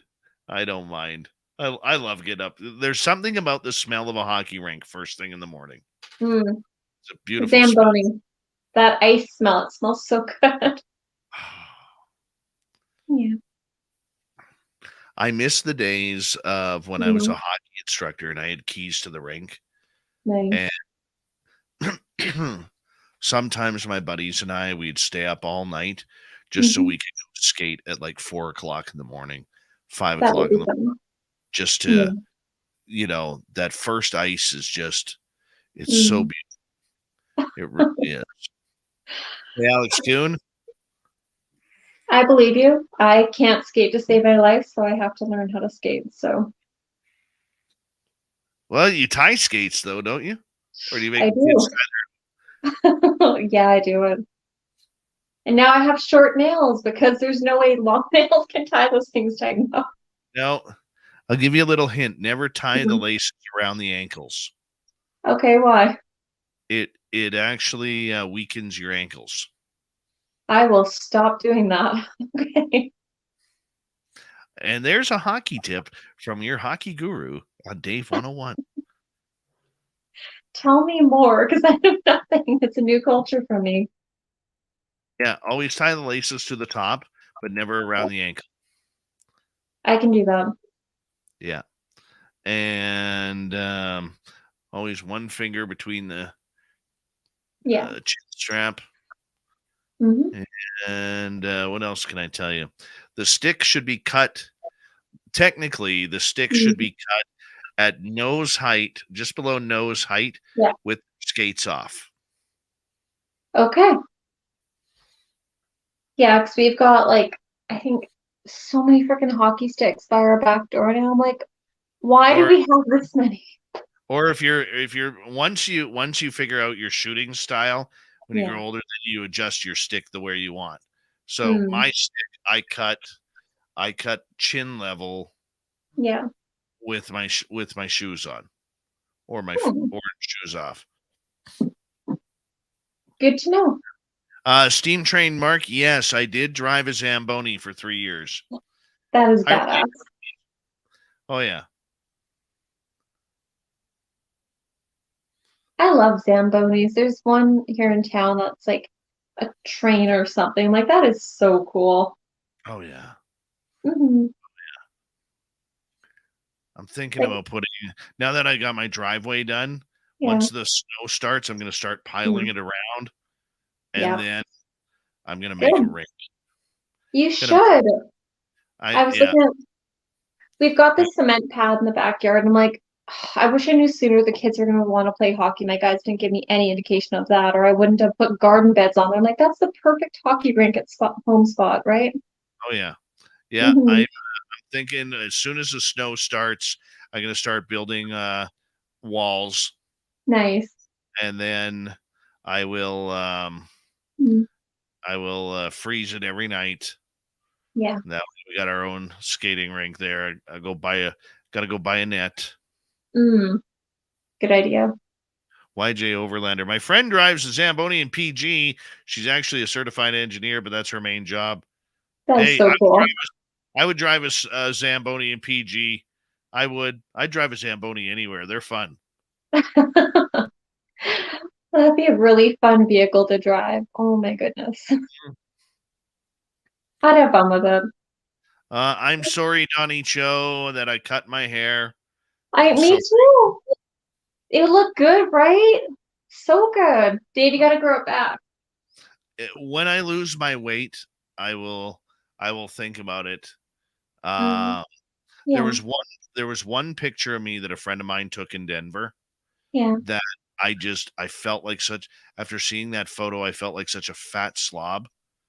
It just, it bothered me. But I mean, we all take bad photos once in a while, right? Oh, this one was bad with me up on stage. Oh, well. Hi, Oli. Hi, Truth Seeker. How you doing? And thank you to all our super chatters. W. David Page, Enki, Ivan, Donnie times 2, Pascal times 2, Carlito, Vaughn, and Flash Forward. Here we go.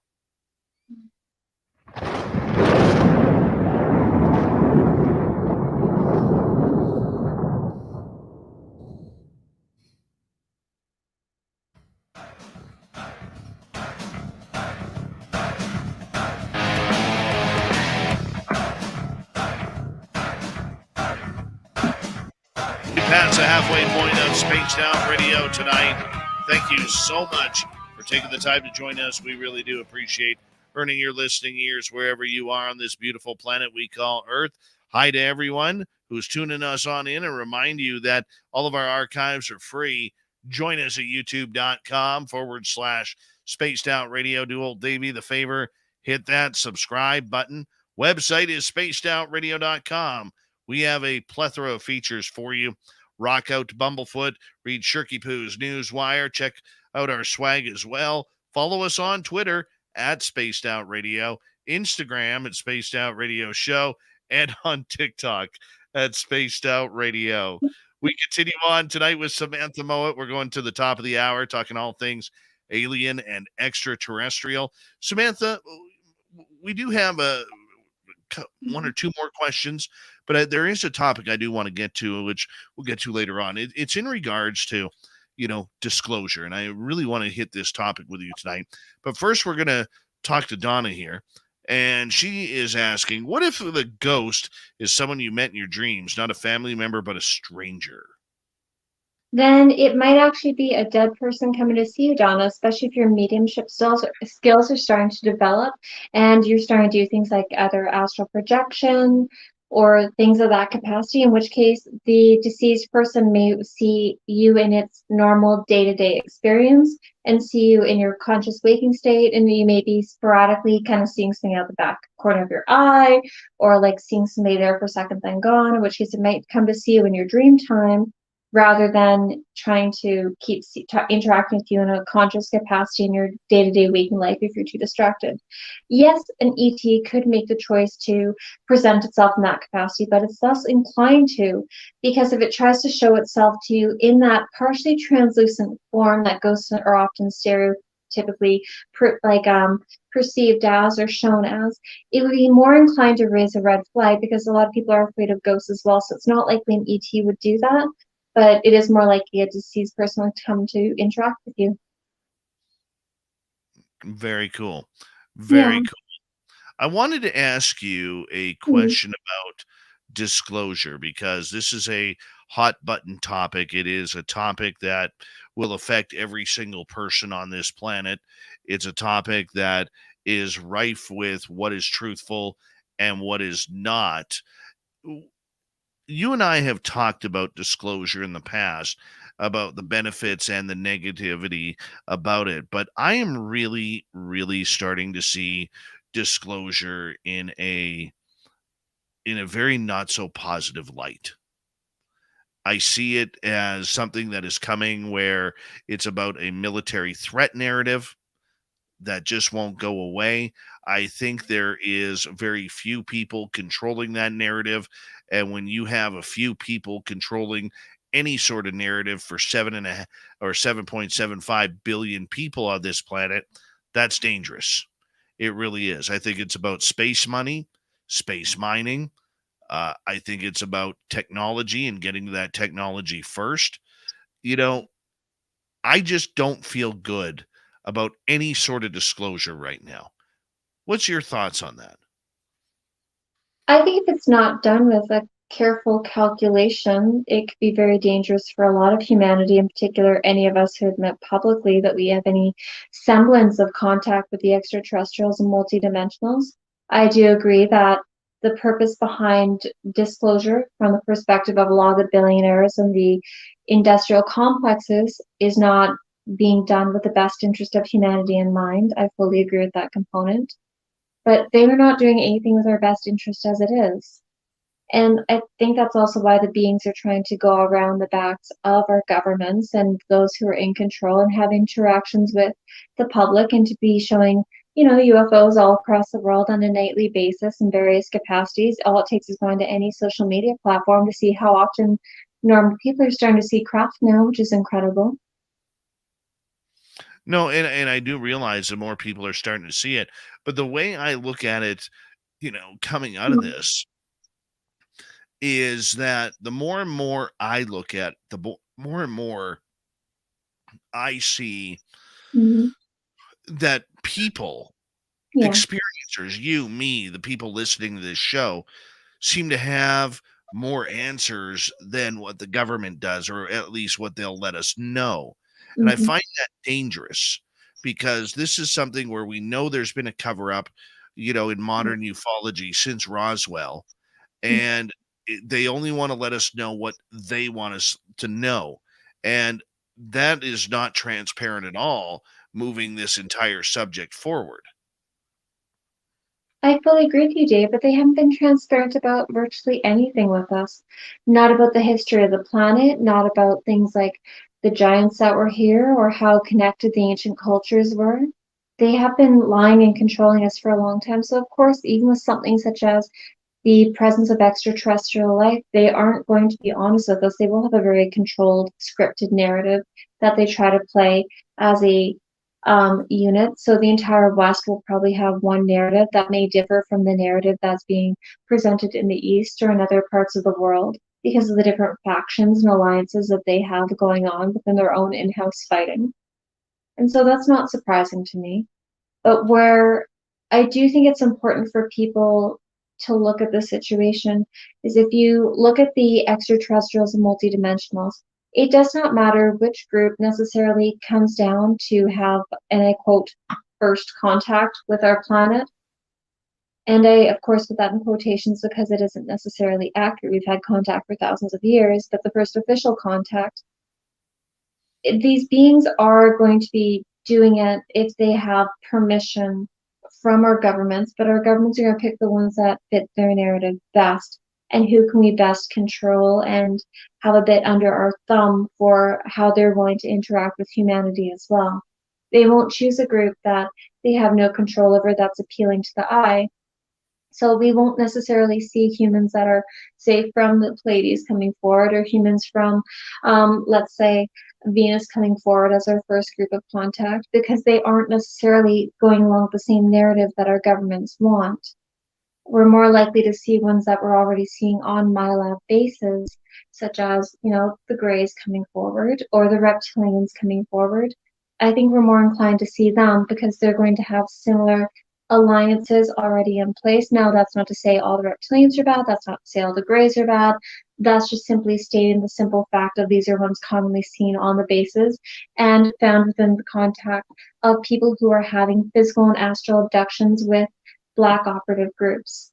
So they already have a working relationship, so to speak, with some of the factions of those species.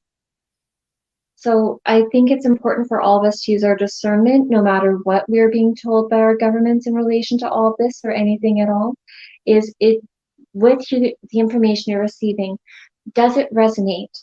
Do you feel your energy expanding and as though it's feeling calm in a sense of it feels right in your soul? Or does it create that heaviness, that feeling of sinking and tension, like fear and anxiety create within us when we're being told really scary things that are meant to invoke fear and panic rather than conscious awareness? I think it's scary. I think it's really shows the strength of the military industrial complex. And I think it's something that each and every one of us needs to be extremely wary about. I And agree, but I don't think there's anything comfortable with that. no, and there really isn't, especially when we had, was it Nixon who was saying all it takes is a threat from outside of our planet to unify all of us together under one common goal? If I'm not mistaken, it was Nixon. Right, But Reagan. oh, thank you. But when we're looking at all of those, they're having like all these messages they're giving us. They've been telling us for a long time what their intentions are. And because they're disclosing it in such a manner, they're not getting the same karmic ramifications from it, Dave. They are being very smart about how they're doing these things, and that does make it scarier. But we are able to dismantle this. We are able to shift it around. But people do have to be more comfortable with the aspect of us not being alone and to form their own interactions with these beings to expose what it is the government narratives are doing. The government will try to say ETs are all scary and they're all bad and they're all here to take your children and to eat them and to eat your family and to exploit us. And, some of them will.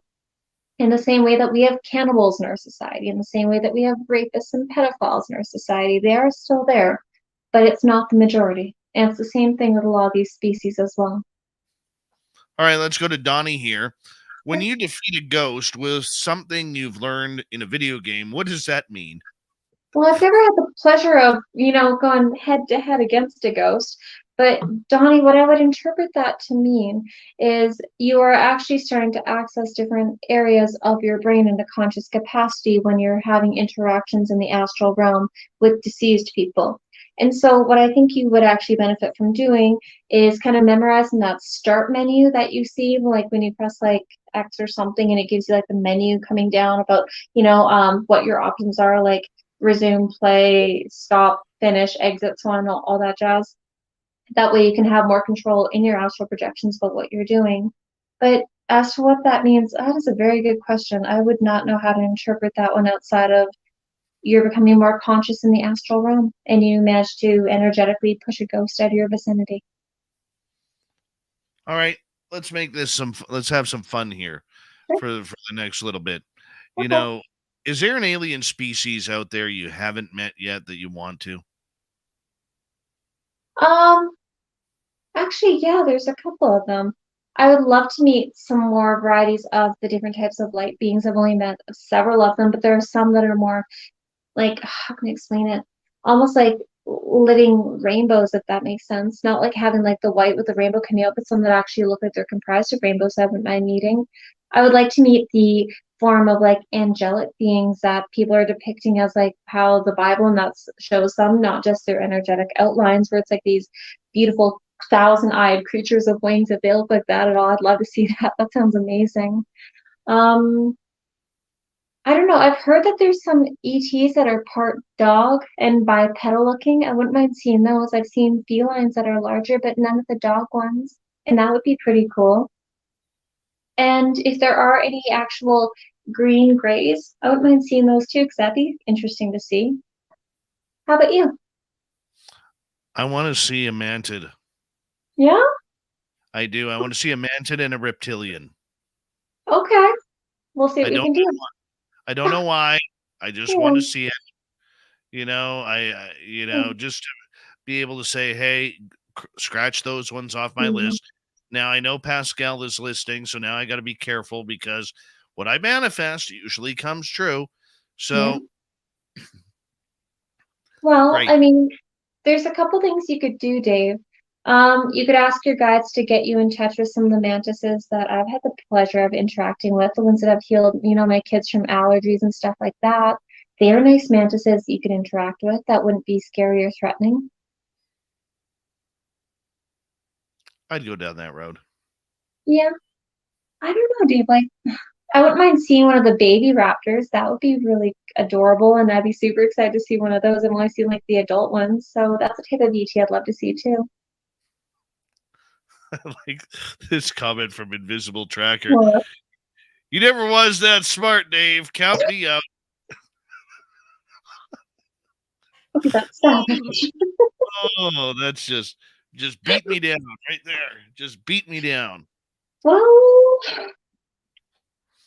I don't know, Dave. Like, some of the reptilians are quite lovely, and I hope that when you do get to meet one, you meet one that approaches you at a safe distance and then gets your consent to move forward. I hope it's a really nice reptilian. Some of them are quite lovely. Do you want to meet like one that's more like raptor based, or you want to see more of a bipedal reptilian? Or are you going to want to see the clothed reptilians or the nude reptilians? Is there a certain kind of reptilian you're hoping to see? Well, not a bad one. Not one that's gonna want to take me home for dinner, if you know what I'm saying. I do. they're less likely to want to eat you because you're older. They like kids more True. than it's True. like I am. old. I'm old shriveled meat now. No, you're not old shriveled meat. I'm saying you're older. You just don't have the same delicate butteriness. So say like a lamb. I'm trying to be nice here. Don't even. Oh yeah. Yeah. Oh yeah. I hear I you. don't either. So yeah. I hear But you. Okay. with, go ahead. No. You finish what you were going to say.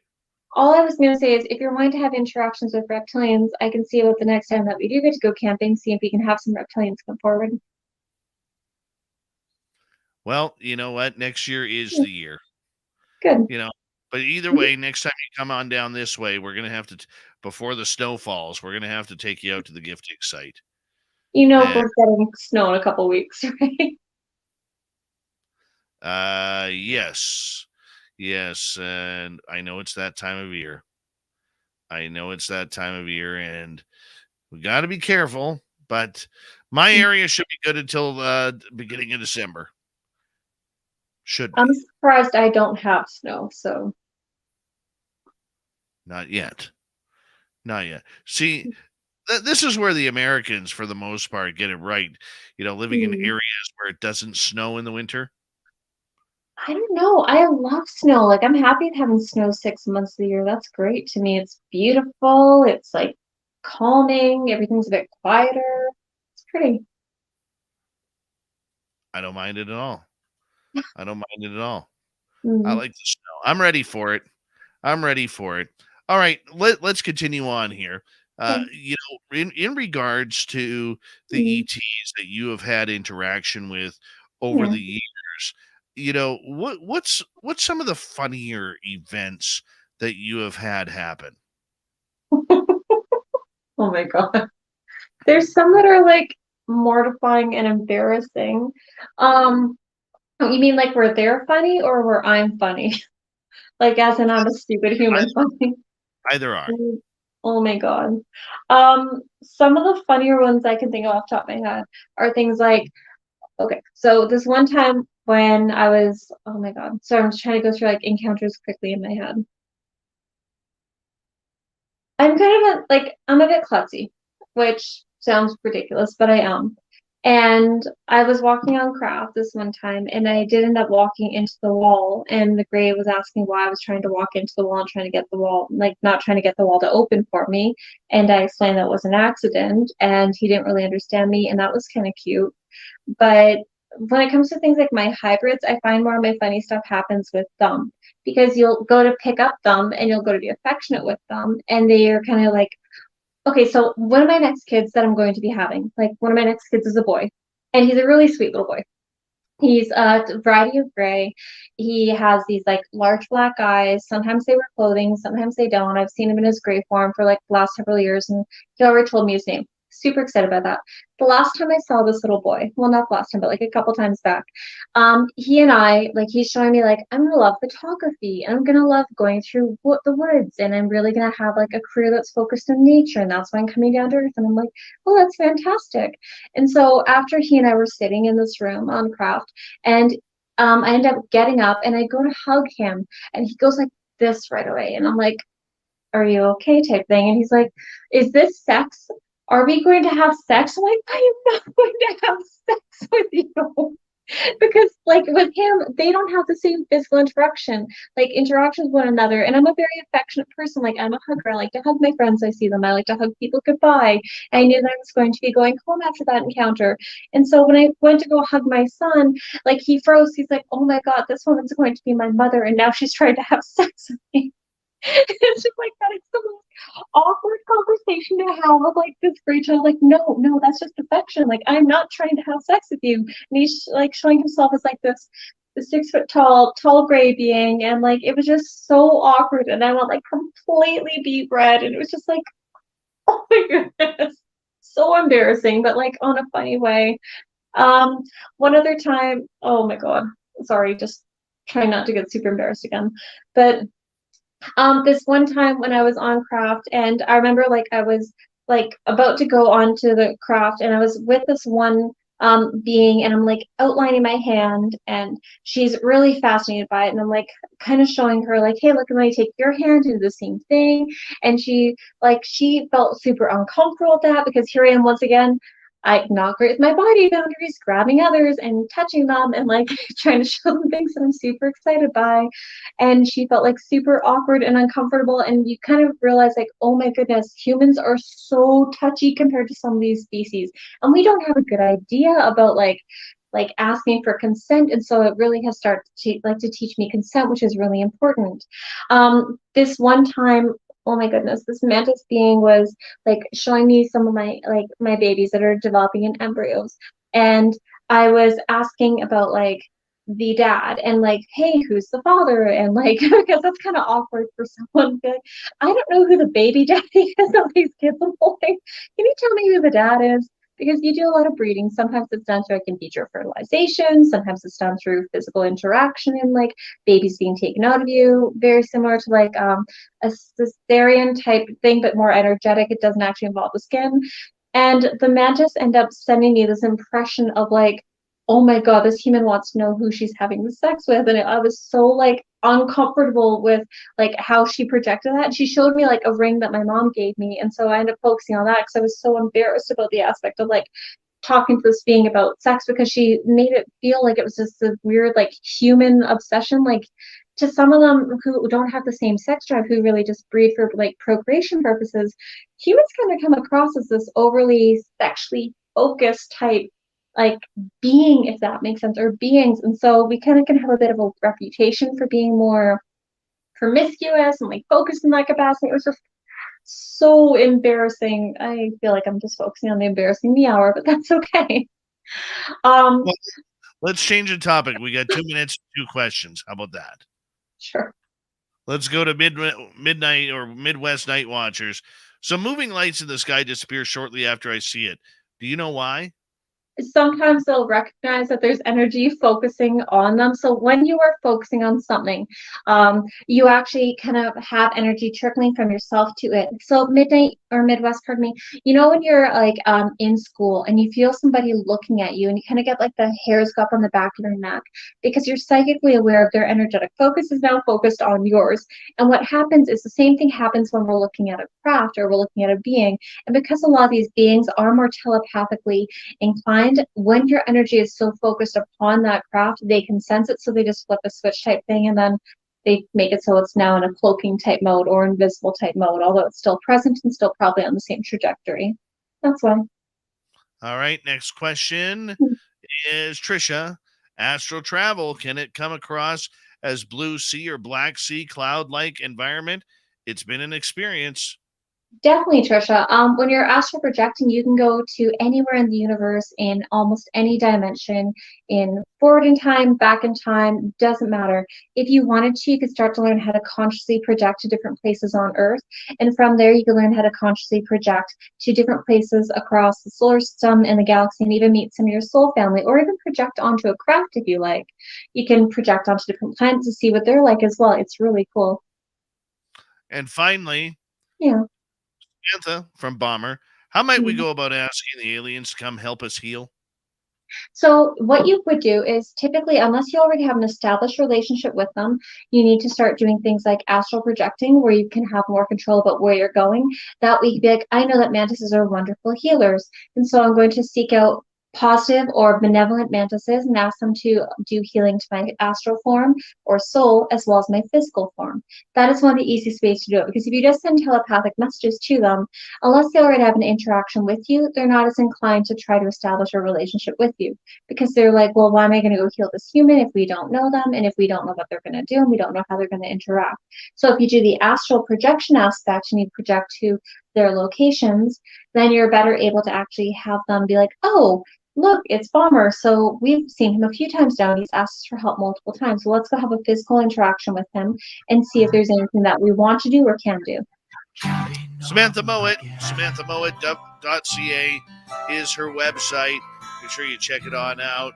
Good friend of this show. Coming up next in hour 3, we're going to head to the swamp.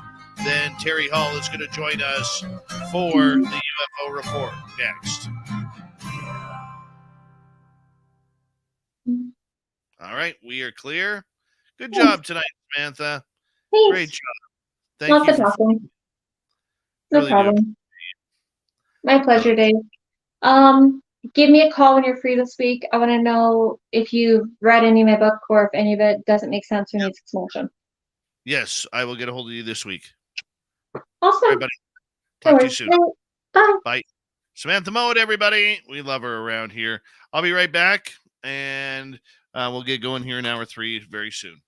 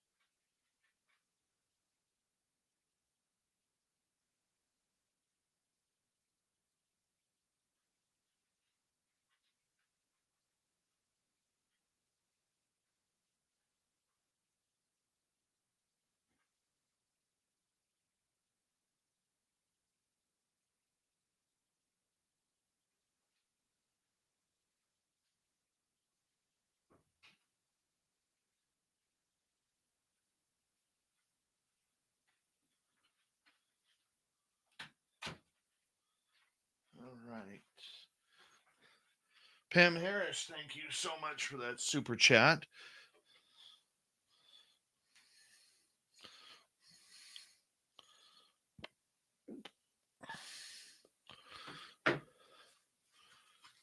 Thank you. Put that up there. And thank you also to YJ, Donnie ×3, Flash Forward, Vaughn, and Pascal ×2, Carlito, Ivan, Enki, and W. David Page.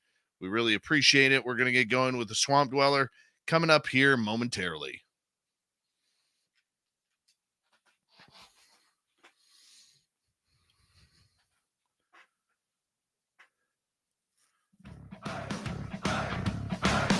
Would you like to connect with us? Head to spacedoutradio.com for all your latest show info.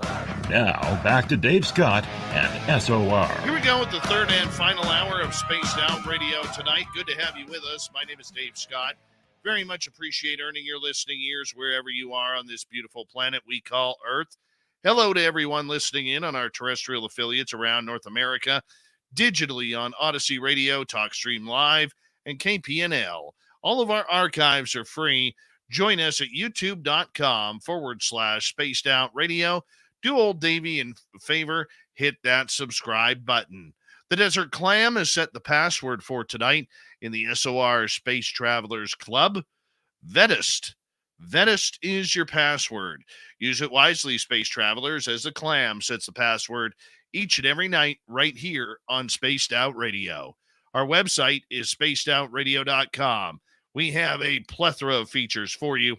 Rock out to Bumblefoot, read Shirky Poo's Newswire, check out our swag as well. Follow us on Twitter at Spaced Out Radio, Instagram, Spaced Out Radio Show, and on TikTok at Spaced Out Radio.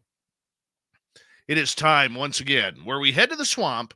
Our resident swamp dweller takes us on another spooky journey. Hi, Spaced Out Radio listeners. This is Swamp Dweller. It's time for your nightly dose of spookiness on the show. If you have an interesting encounter or a spooky story that you would like to share, be sure to submit them in at swampdweller.net. You can also find our YouTube channel at youtube.com/swampdwellerreads. Now, let's chill out, relax, and together, let's enter the swamp. I'm not the type to believe in this stuff. Mainly because I'm not very superstitious. But these two encounters made me doubt whatever was going down on my farm. The first encounter occurred when two friends and I were having dinner. Everything was calm. We ate outside since this was a relatively ample space. That was until we heard a woman scream, which was extremely odd since the country I live in is very calm, with very few criminals or even animal attacks. Since we were in the wilderness, I found that to be relevant. I was the first one to react. I climbed to the wall separating the house grounds from the animals. From there, I could see almost all of the houses near mine. My friends got up right after me. We stayed in total silence, waiting for another scream, and we heard it. This time we could understand what was said. It was a very high-pitched, "Help!" She yelled this multiple times, and then a bunch of gibberish no one could understand. One of my friends quickly grabbed the phone to call the police, as we assumed it would be some sort of domestic violence or robbery. I held my axe, and my other friend followed me to the gate. We didn't leave because nobody knew what we would find, since something sounded odd about those screams, and not quite right. Right before the police arrived, we heard a thud and glass breaking. I assume it was a window. The screams stopped as soon as the police arrived, never to be heard again. The police found nothing of note. Later that night, my friends and I stayed up chatting about what had happened. One of them was oddly quiet. When I asked him what was wrong, he said, "I've heard those screams before." He claimed he had heard that same type of scream before while walking his dog. The next day, we got up and decided to check the house the screams were coming from. But there was one weird thing about it when we arrived at the place. There was no house. It was a forest, just trees upon trees and bushes everywhere. We returned and decided to forget what had happened since it was not a good time and we were trying to have some good vibes. It would take many years for someone to relate this encounter with a skinwalker. I know I didn't at first, but when it happened twice, I started connecting everything. The second encounter happened when my cousins were over. Like the previous night, we had a good, peaceful dinner. That's when my cousin and I decided to go for a little walk in the garden that I had. It was made of the frontier with a vast forest, only separated by a small stone wall. We were walking and talking and laughing and having a good time when I started to hear a man talking. Not in a normal voice. It sounded like there was something in his throat that produced a weird frequency. Again, I grabbed my axe and called my cousin and his sister. We got near the wall to hear what he was saying. Like the first encounter, we could only understand gibberish coming from him, and it just wouldn't stop talking. It kept going on and on and on, not even taking breaks to catch their breath. After listening to it, we realized we couldn't do anything about it, so we left and finished our dinner. They go home, and I find myself alone here. It was unsettling, and then I start overthinking more and more, and I remember the times my dog would spend entire nights barking at the forest when all the existing animals were wiped out by hunters. I remember the warnings my parents gave me when I was a child. Always leave the forest and lock the doors before sunset. Regardless of my questions, they would never tell me why because, as I mentioned before, it was a quiet little location in a peaceful country. I couldn't understand why so many worries were to be had. But this all ended when the loggers came to cut down all the grown trees, leaving the forest visible. Before the trees were cut down, you couldn't see anything in there, even during the daytime. After they cut the trees and the excellent weather came, nothing weird happened, and my dog stopped barking at the wall. I would like to know if I was being paranoid, or if I really was potentially having encounters with a skinwalker, or something similar. I don't know, but it was still something that you should get the hell out of the area. That's exactly what you do. You got that stuff happening, you get the hell out of the area. Thank you, Swamp Dweller, for another spooky story. The Swamp Dweller joins us every Monday through Friday night to kick off hour number 3 of Spaced Out Radio. Hey, we love them around here. Thousands of stories just like that one that you can listen to for free. So go check it on out, Mr. Swamp Dweller, at youtube.com/Swamp Dweller Reads. All right. Filling in for Tim Senor tonight, we have Terry Hall on the UFO report. Let's get right to him. Nobody's gonna know. They're gonna know.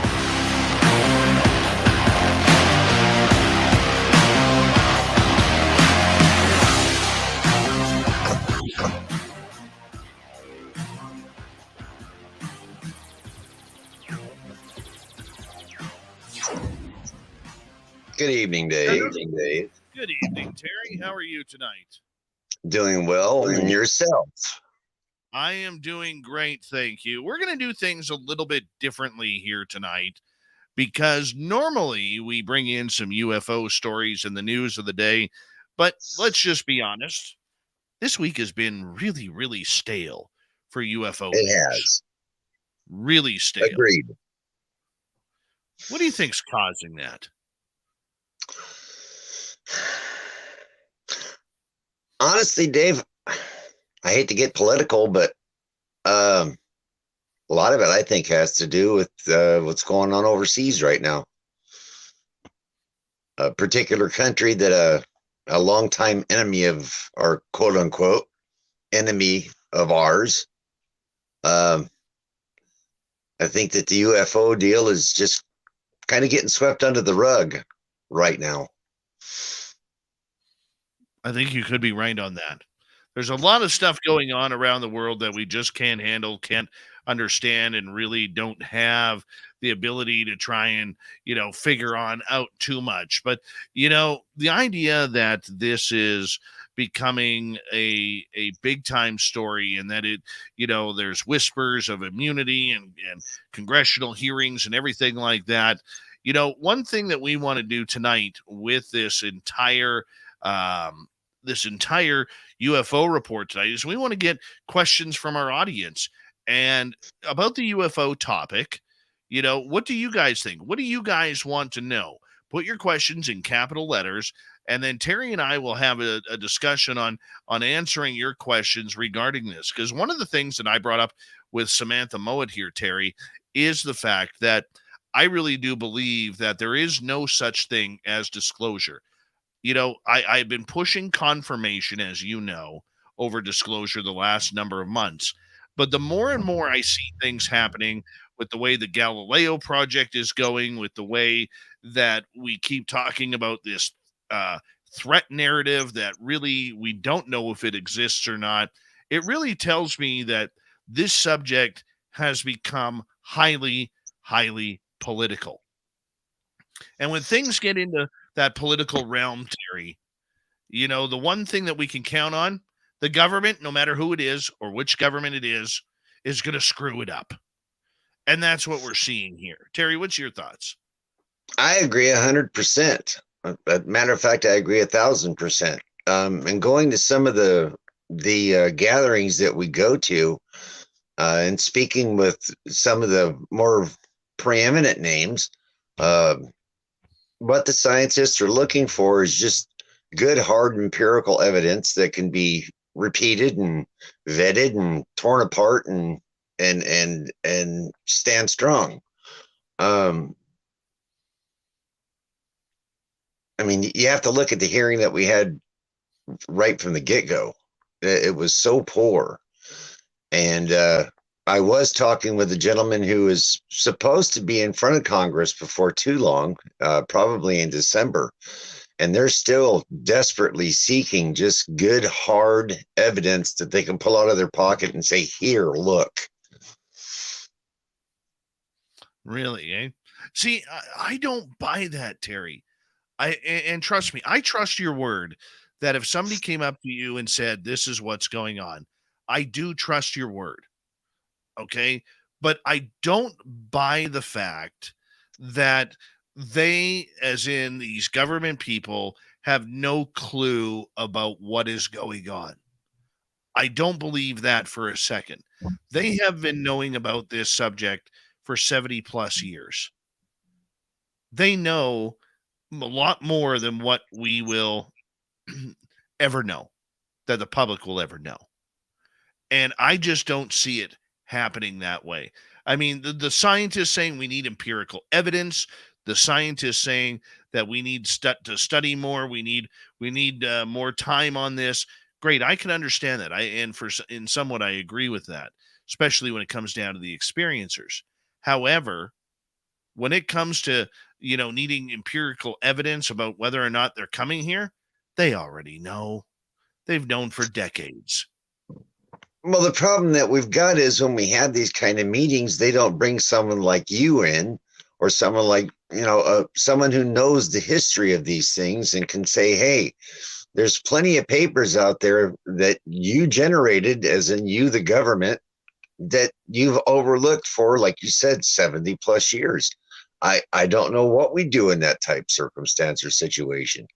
It seems like every time we get the chance, and to have someone like you at one of these things, something always happens, and they go back to, well, who's the popular face, and that doesn't get the news out like it needs to be. It just promotes the same face over and over again. Very true. Let's get to a question here. This one coming from Search and Destroy. Why do the UFOs visit us? I think it's because we're the world's or the universe's greatest reality television show. I was thinking of that same South Park episode, Dave. We have sex, we got drugs, we got rock and roll, we got everything that is needed for a great time in television. And we're 24/7, 365. We never take a day off. Really, if you think about it, we are pretty interesting. Even though we're tribal monkeys, we're still at least funny. Very true. Very true. Let's go to Jonathan over in the UK. Will Biden declassify? What Congress does is moot if Biden doesn't play ball. What's your thoughts, Terry? I don't see it happening. The Bidens are well known for keeping secrets, and I don't think this is one they're going to turn loose of. It's not like it's going to help in any election now. It's out, so they can't run off of it anymore. I'm with you. I think that we need more clarification because disclosures already happened. See, and I'll say confirmation has happened. Yeah. You know, I would say this. I don't think Biden wants to be the disclosure president. I don't think he even knows how to be the disclosure president. I'm And trying that's- so hard not to get political here. I Well, really am. and I know that, and I understand that, and you know, I know you're grinding your teeth just like I grind my teeth with Trudeau up here. You know, but the idea behind it is this. You know, there's a lot of responsibility that comes with being the disclosure president. And it's more than just making an announcement at the, you know, at the podium in front of the White House that says, "My fellow Americans, we've made contact." It's a lot deeper than that. I think Biden's got his hands full with inflation and the looming energy crisis and the stock market fixing to crash and everything else going on. I don't think he wants every church on the planet after him either. That would be a good one too. Yeah, I don't think Biden declassifies. I really don't. Let's go to Mr. Gray Owl. Could 3 of Terry's full mustache and beard combos survive a battle against Dave Scott's infamous and undefeated beard? Never. Can happen. Dave comes out undefeated every time. Oh, every time. No, my good buddy down in Washington State, Eric Cooper from Forest Moon Paranormal. I'll tell you right now, my beard is about 0-9 against his. Well, I've got enough Native American blood in me that I go. My mom used to call it a summertime beard because some is here and some is there, but it's not everywhere. But the mustache and the goatee come in really well. Very nice. You do have a good mustache and goatee combination. That is very, very true. Tracy says, remember the Congress, man, was trying to say shows like this, for example, should not be happening as talking the truth, but they don't want that out. It wasn't Congress saying that. It was a number of people within the UFO community who are higher up in the UFO world. I mean, this is where you get into Luis Elizondo and Sean Cahill stating that, you know, in their, you know, very, very abrupt terms, they wanted to kill ufology and basically end all of the negative podcasts out there and bring more harmony to the UFO world. Whether or not that could happen, I doubt it, because there's a little thing in the US called the First Amendment and free speech that allows people to have differing opinions on that, you know. But there are a lot of podcasts out there, Terry, that deal with this subject matter. Some are very accurate, some are brilliantly done. You know, I think of Koala Panda there, who we had on the other day. I mean, he's just fantastic with his documentaries. There's a lot of good hard work being done, but there is some questionable hitmen type work out there too that people should be aware of. Well, you see it all the time, and Ross Cohart said it very distinctly the other day that if we don't start working together in the community, that it is truly going to fall apart. There's too much good evidence out there right now, and there's too many good people out there right now that are willing to work together. Unlike even 4 or 5 years ago, where you had everybody in the UFO community, you know, kind of sidestepping around one another. That seems to have faded. The more of these things that I go to, these meetings and conferences, and you know, they're being more available now than ever before. YJ Overlander is asking, who is more likely to usher in disclosure, humans or aliens? Terry, you could go first on this one. I'd say humans, because curiosity killed the cat, but satisfaction brought it back. And that's just the way that we are. If somebody's got the good piece of information, they're going to try to push it out first.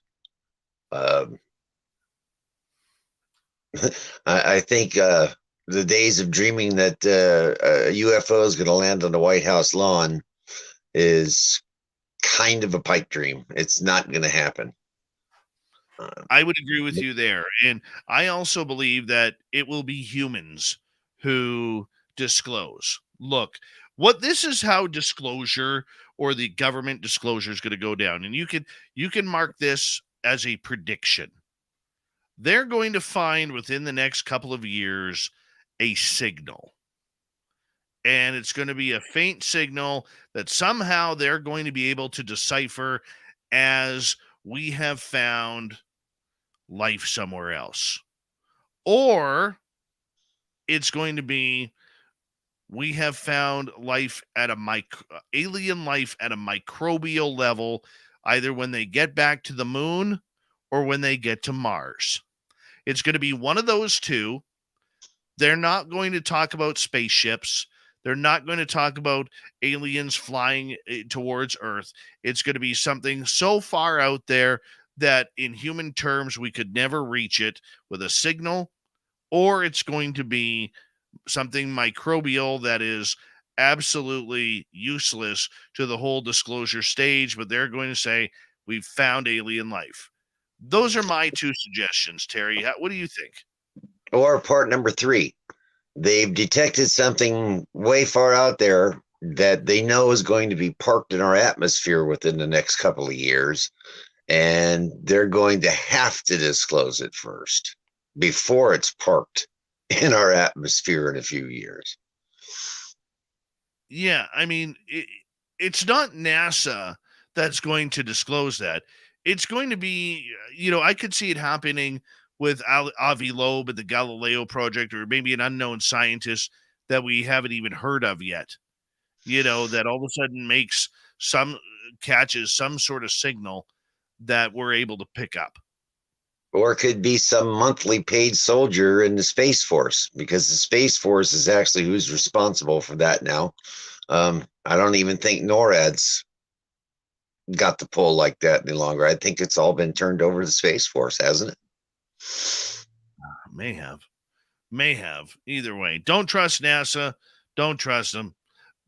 But I do believe that humans will make the appearance of disclosure way before aliens ever will. Let's go to Tracy here. Would it be worth at the next Congress meeting the likes of yourselves go and address this? We'd never have the chance to even get close. We never would. These guys on this topic are so protected. I mean, you have to realize we're still dealing with people on those congressional panels who believe the whole swamp gas theory is real. I will say this, Tracy.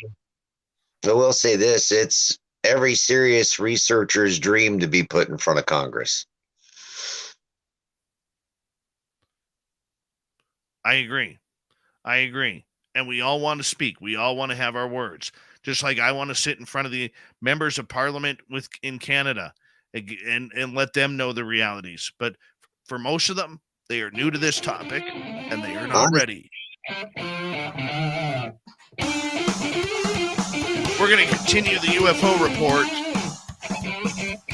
when we return on Spaced Out Radio. Terry Hall filling in for Tim Seymour. We'll be right back on the Mighty SOR. Final half hour is next.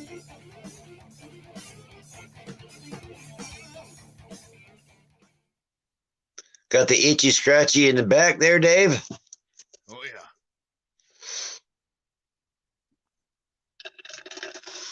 Me with my trusty SOR mug.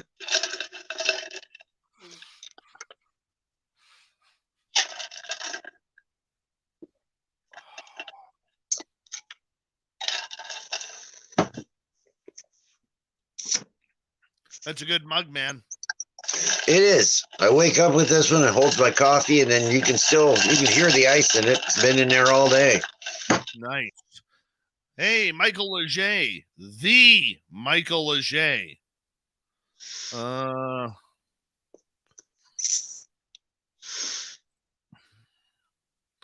We'll get to that after the break there, John.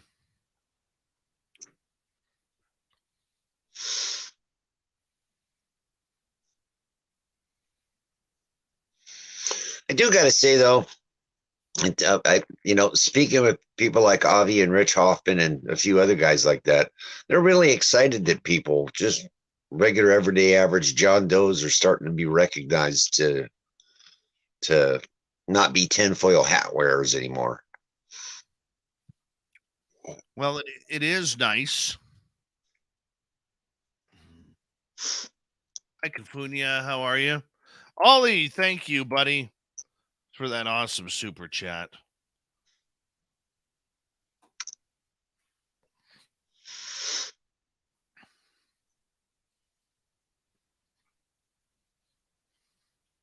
Let's throw that up there. Oh, you're very welcome. Very welcome. You have the best chat family, Dave. Oh, they're incredible. Steppenwolf, how you doing? Are you born to be wild or what?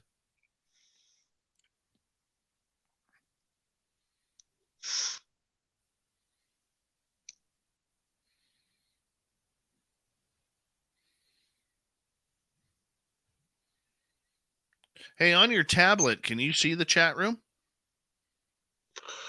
I can turn on chat, but when I do, I lose the camera feed.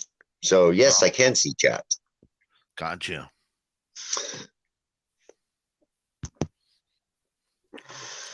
With our luck, they'll probably have Ryan Seacrest fly in from Hollywood to make the big announcement of disclosure. That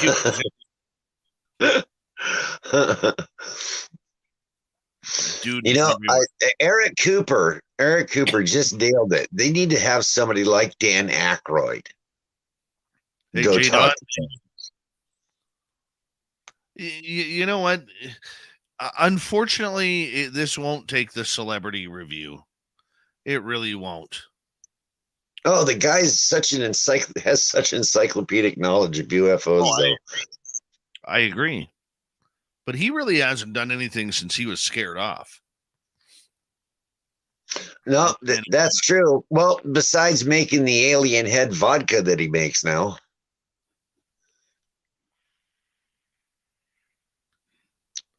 The bottle looks like the crystal skulls. Yes. I was at the Roxy in Vancouver when he introduced that vodka, and he was pouring drinks for us. He would have had to pour me a Pepsi. I don't drink. Oh, this is going back to 2005, 2006. Whatever that I have met him here in Oregon, along with Jim Belushi, and not James Belushi, but his brother Jim. And they're both really nice guys.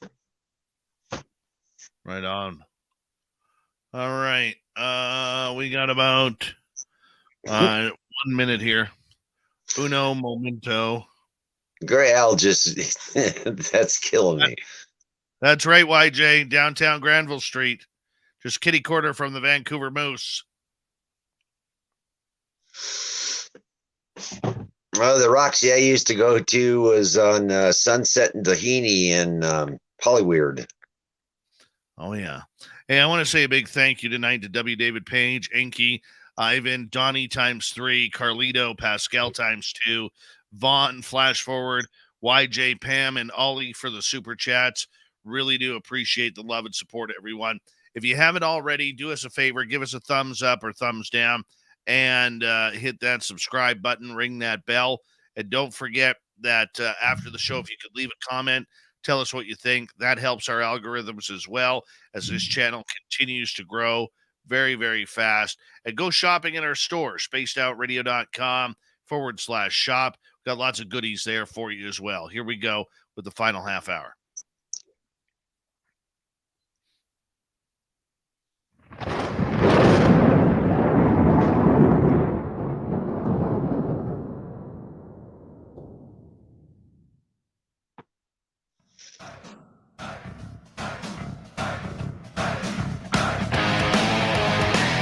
Round at third, we're heading for home tonight on Spaced Out Radio.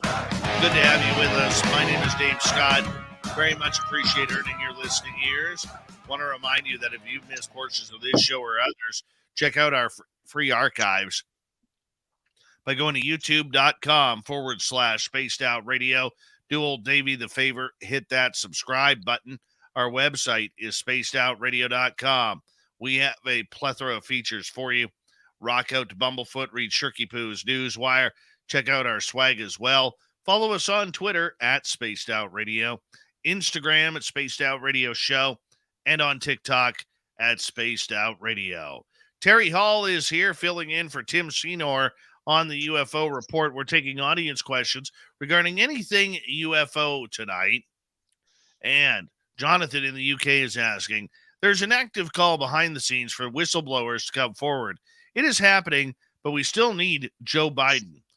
And once again, I understand that.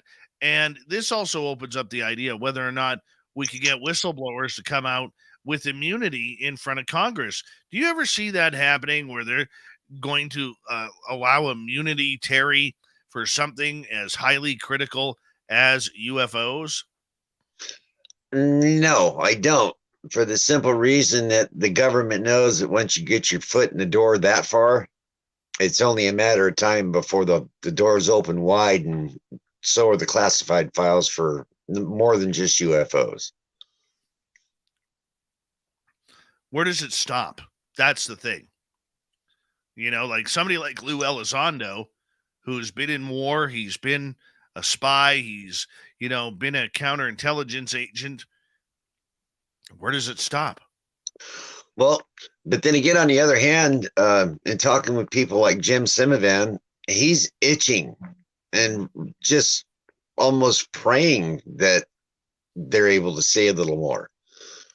I had a conversation with him the other day, and he actually told me that in the last few podcasts that he's done, shows that he's done, he's almost repeating himself, and he told me basically straight up that he has so much more that he wants to say but can't.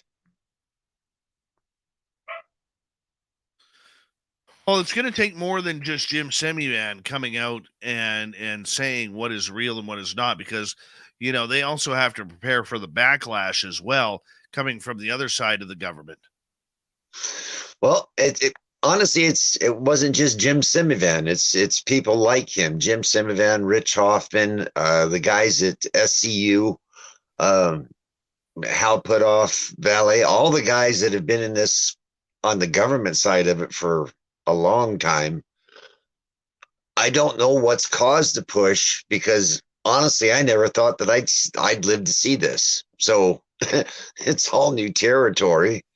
I guess we're just hang on for the ride and buckle up. It's all we can do. All we can do. And let's go to another question here. Let me see. Maybe we're done.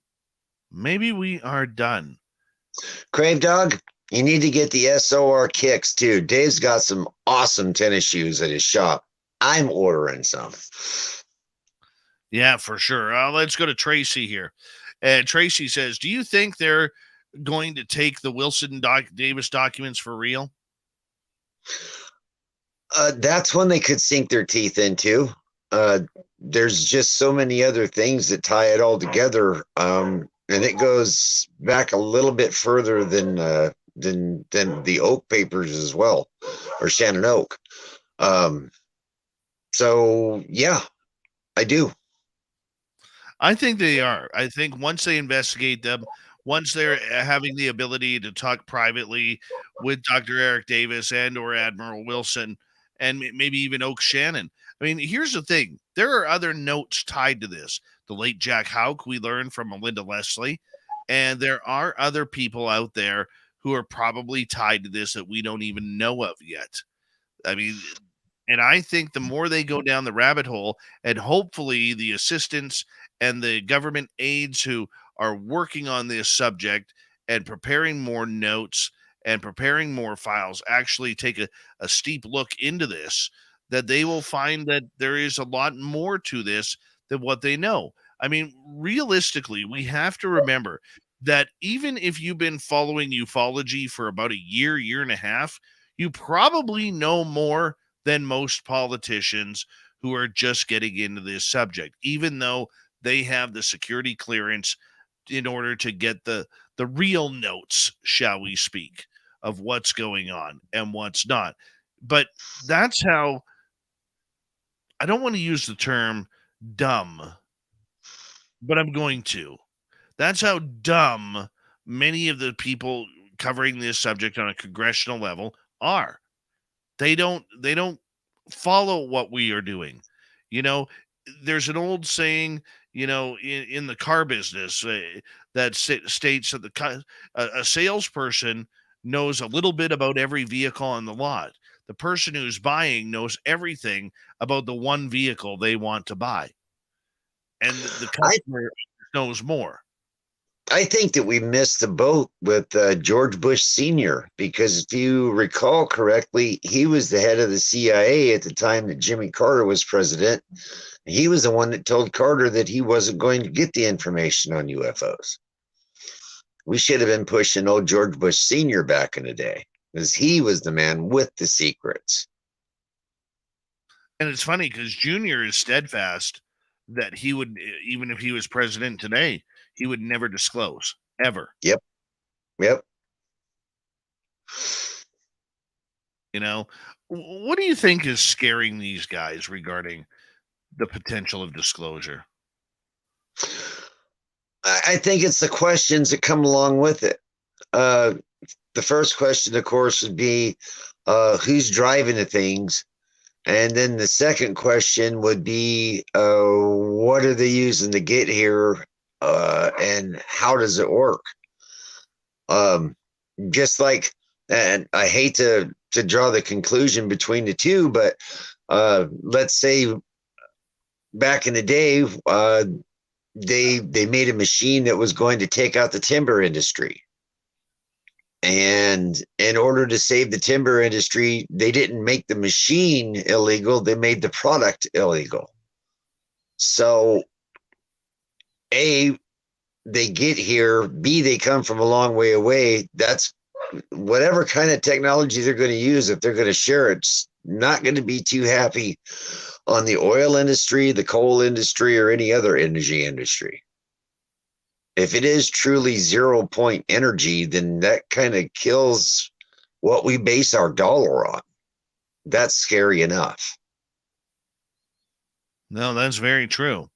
That is very, very true in regards to it. Let's get to another question from Tracy here. Do you know where David Adair is, or has he been hushed as well? No, David Adair is getting up there in age. And number one, he doesn't like the spotlight of talking rockets and UFOs. Number two, he's not. We have to remember, David Adair was a rocket guy. He wasn't much like Homer Hickam. He wasn't a rocket guy or a UFO guy. Pardon me. He was a rocket guy. And David Adair has one story, and it doesn't really collate to what we see happening in ufology today. And when that happens, that kind of drops off, much like Calvin Parker right now. Nobody's talking about Calvin Parker or Travis Walter. I do know that David Adair said that he had an offer from a certain Middle Eastern country, and he wasn't specific on which one, to lead their space program. So maybe that's where old David went to. Never know. But he has become kind of recluse ever since his wife passed away a number of years ago, too. So let's go to Joe. Why does everyone assume the aliens will give us energy secrets when they appear to everyone? I don't. I don't think they're going to give us anything. Well, it's not an assumption, Joe. It's just the question that I think would come along with how did they get here?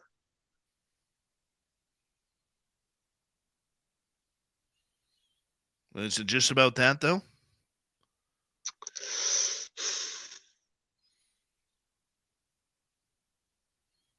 No, honestly, it's not.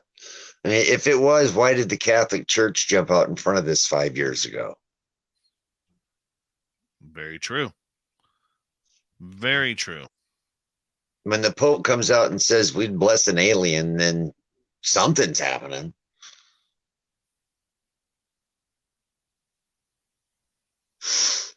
Well, and I understand that, and I do, but I think everybody has, and Joe is kind of right here, Terry. Everybody has this romantic assumption that when the aliens arrive, that we're going to get free energy. They're going to tell us the secrets of life, so that way we could cure things like cancer and other diseases that are out there, and that they are going to give us help us figure out, maybe instead of living an average of 80 years, that we're going to be able to go up to maybe 200, 300, 400 years, much like in biblical times that we saw. And I think that's where they think where we're going to get everything, that they're just going to come down like gods and bear fruit. I don't see that happening. What if on the other hand, let's just say that Homo sapiens were just a hugely disruptive force in the universe, and they trapped us here on this planet. They come back when we get to about where we're at right now, when we start figuring out that our brain isn't just an antenna, but it's a broadcaster as well.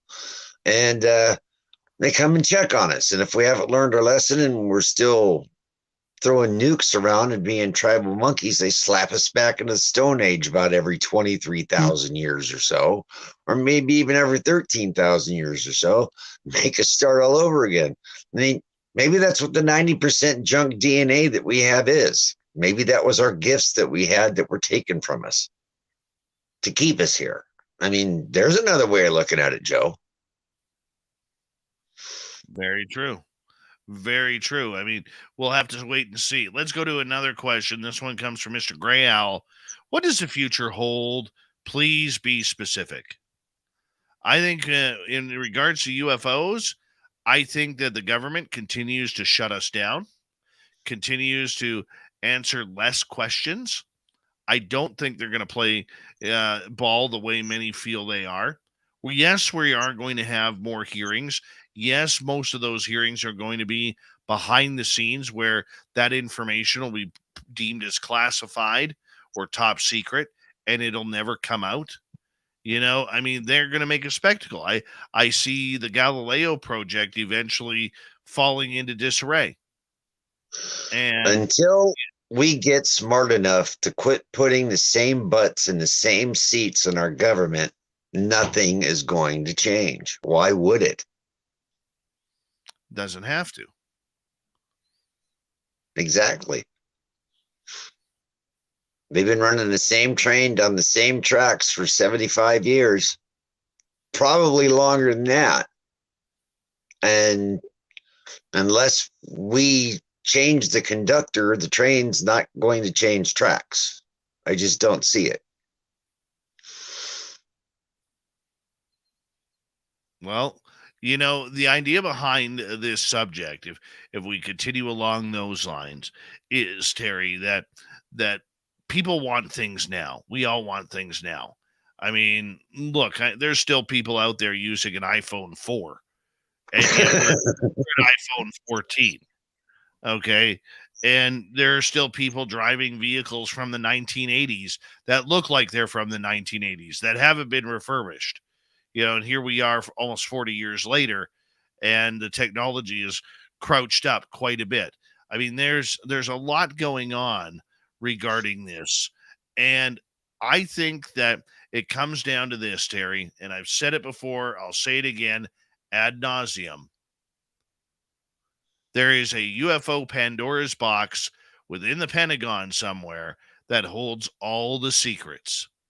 Whether it's the Holloman Air Force Base original video of a UFO landing and aliens getting out, whether it's Eisenhower meeting with aliens, trading humans for technology, whether it's Bob Lazar, whether it's my labs, whether it's anything that is very strange and weird regarding this topic, the Roswell bodies, J-Rod, Valiant Thor, there is a place where all of these secrets are known on whether or not they are true or not.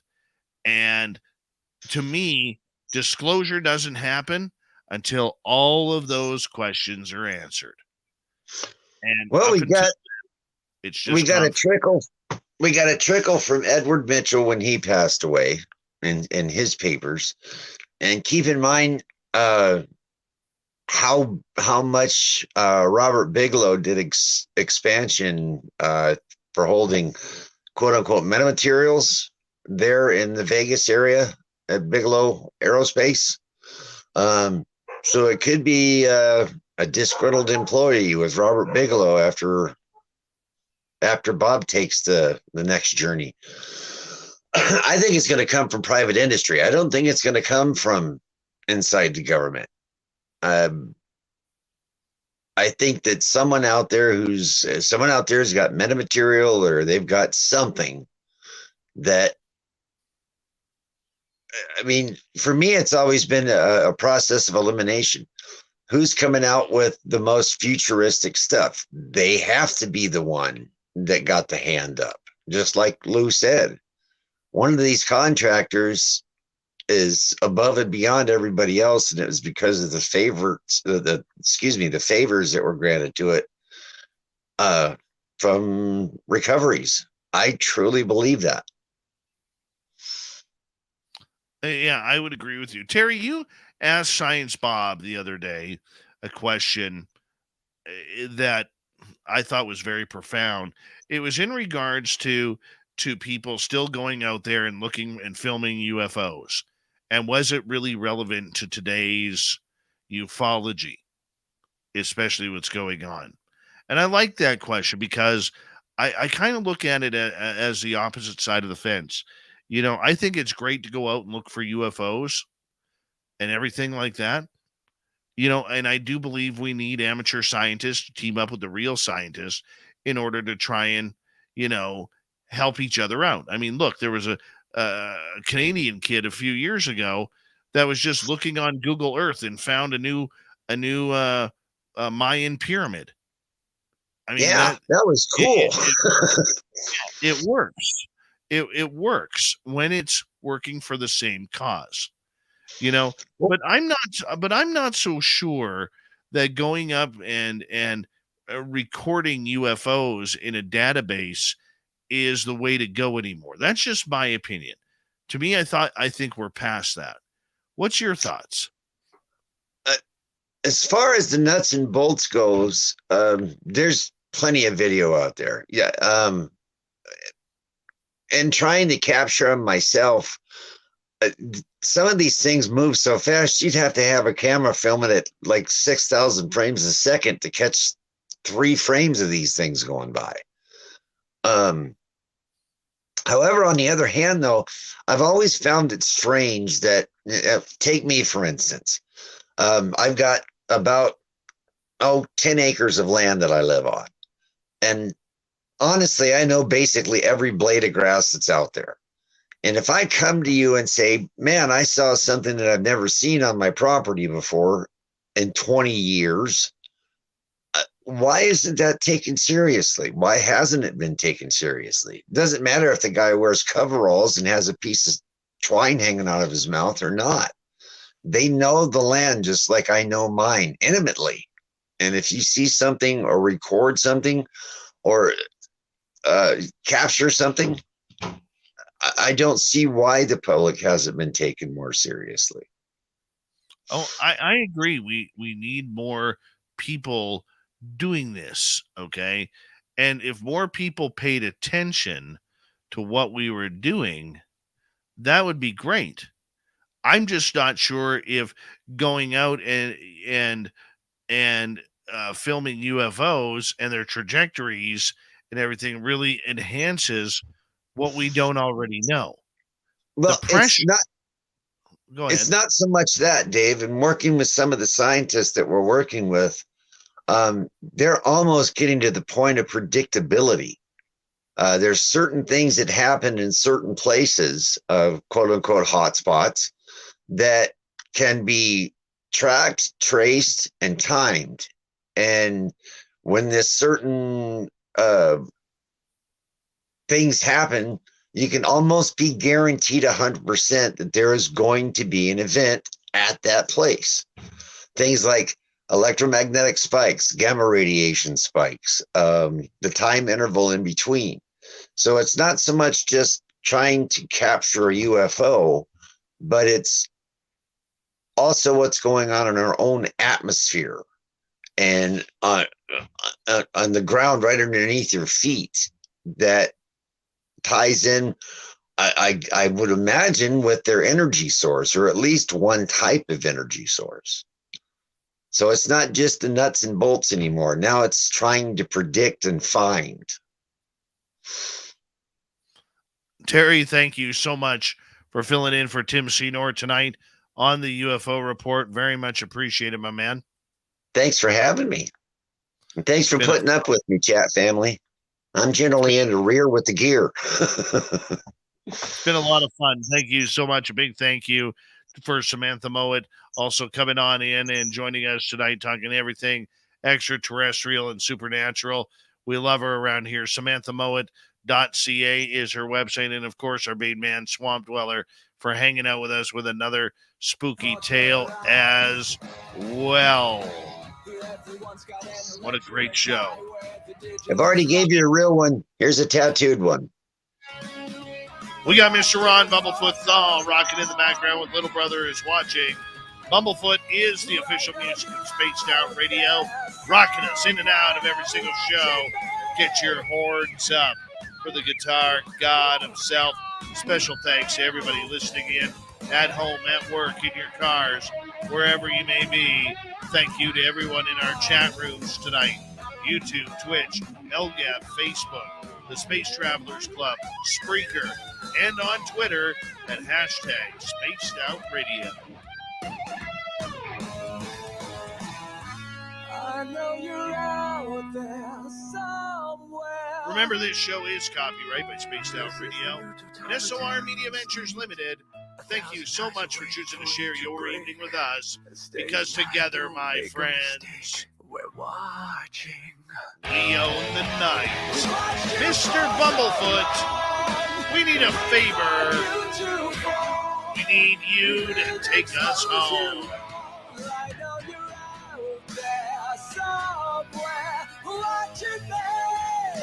Yes, the Woo train has docked for the night.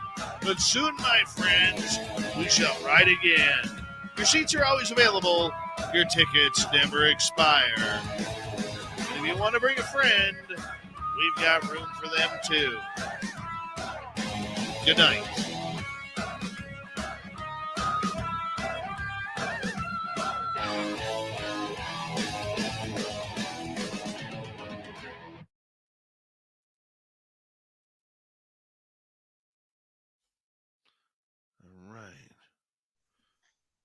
Your mustache is looking top notch tonight, buddy.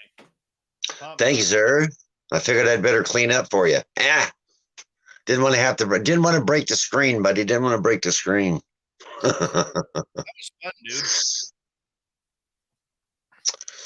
How's your weekend looking, sir? You gonna hang out for a bit? You bet. Not like you're going to bed. You don't sleep.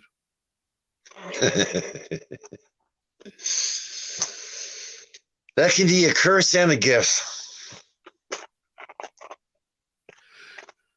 A curse and a gift.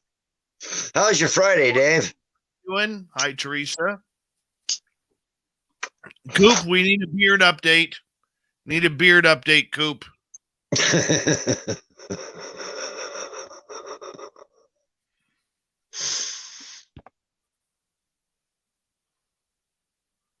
All right. I got to tell the family, the chat family, thanks for putting up with me. Little Timmy Senor will be back. Because I know you guys don't want to stare at this ugly mug.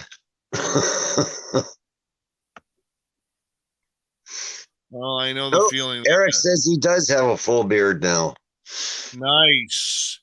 Nice. I was worried because he shaved it a while ago. And he said he wasn't going to grow one back for a while. I got scared. Hey, who was it that said they got enough? I've got enough time to sleep when I die. That's Cooper, I believe. He lives up in Concrete, Washington. Great little town. Been there a couple of times. They got a lot of weird stuff there. He's got Bigfoots in his backyard too. Really? Yeah.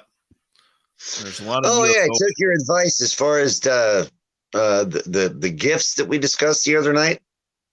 They're back by the big pine tree now. Oh yeah. Well, I live in Oregon. I mean, I live in prime Bigfoot country. I'm out in the middle of nowhere. So hopefully, fingers crossed. So growing up with ET contact. Okay, so where's the friggin' start of the show?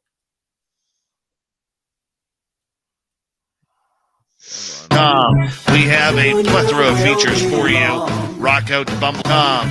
We have a. This is turning into just a wonderful night. Bumblefoot, read Shirky Poo's Newswire. Check out our sweat.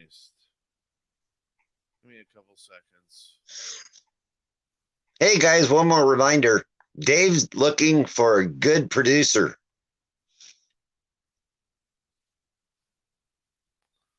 That I am.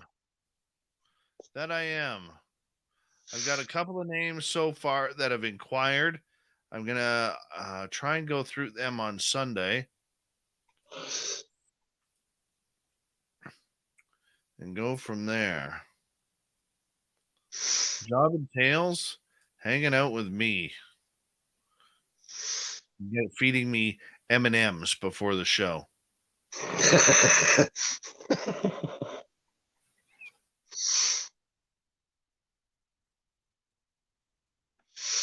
Got to hand it to you, Dave.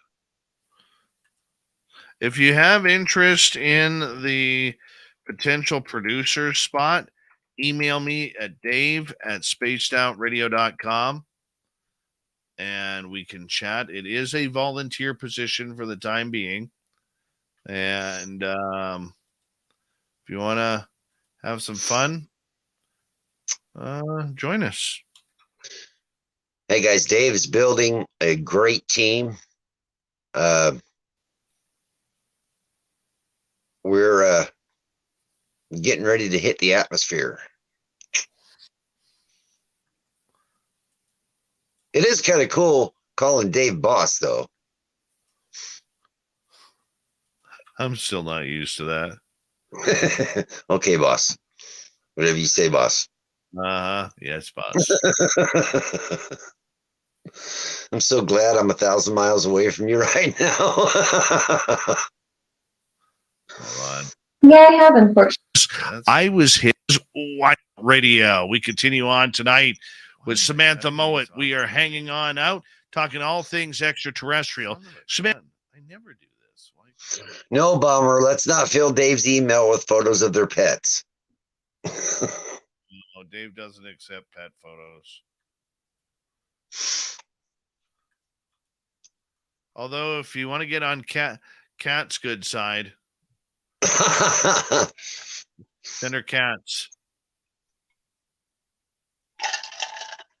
There we go. Now we're getting there. All right.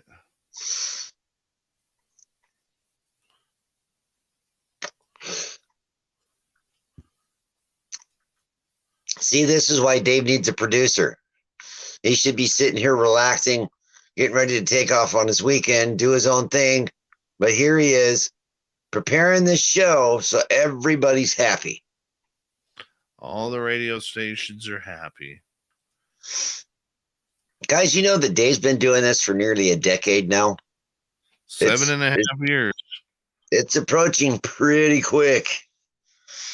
Longer than 7.5. November 30th will be our start of our 8th season. Yes, sir. Mm-hmm. I think when you do that, you need to have a review and let everybody know why you ventured out on your own after a decade in the sports field to start SOR. Well, I quit radio because I didn't get paid.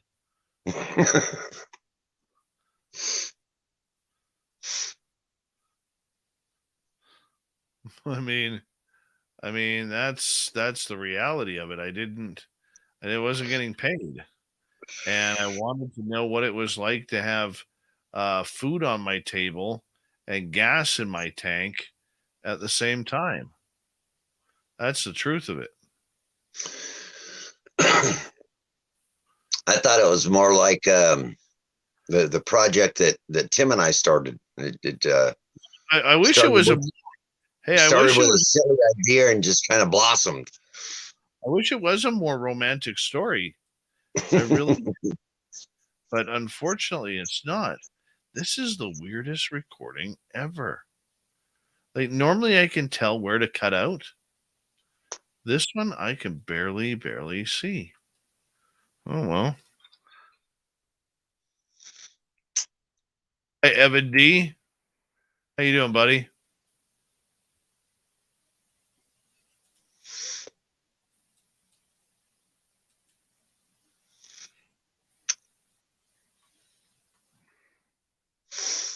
Yeah, mushroom season's fixing to kick off up here in Oregon.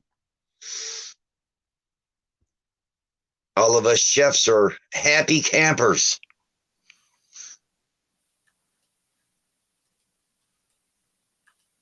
Living in Oregon's kind of like living in an open air grocery market, produce section. Terry, I'm going to be right back. I'm just going to hit the bathroom. You go right ahead, boss.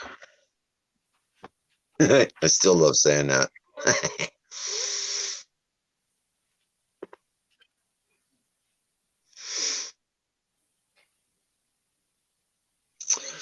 All kinds of different ones, Kat.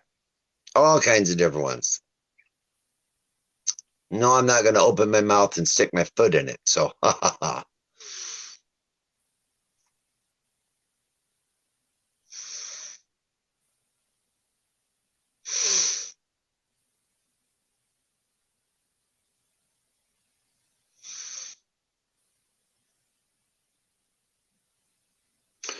YJ, I'll tell you, one of the easiest ways to get into readings or get into radio, not so much radio, but at least to get a start off in voice acting, is contact Audible and let them know you'd like to start narrating their books.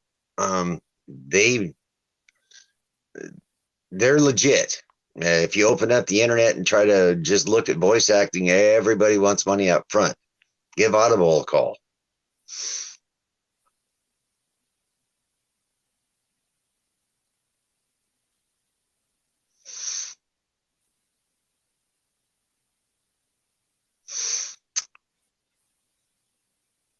I will say, YJ and Cat Chaser, that there are certain kinds of mushrooms that Lady Liberty would be proud of, if you get my drift.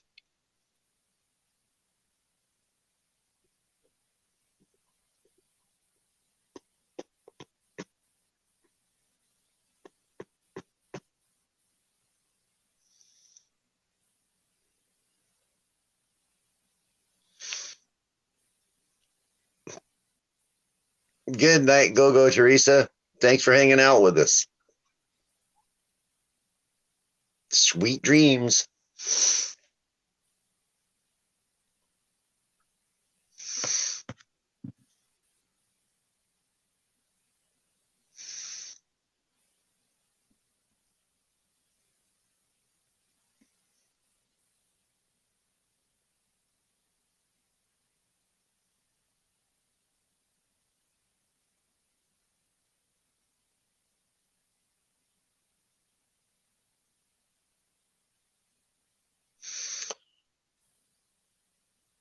For Dave James, a producer would help chop up the show for terrestrial radio so that they can put their whoever's ad spots and station identifications and so forth in. Also, it would help. It would be a big help to Dave to have someone almost like a personal assistant that could help brief him on guests and just a variety of different things. A producer's kind of a jack of all trades and a master of as many as he can, or they can. Excuse me.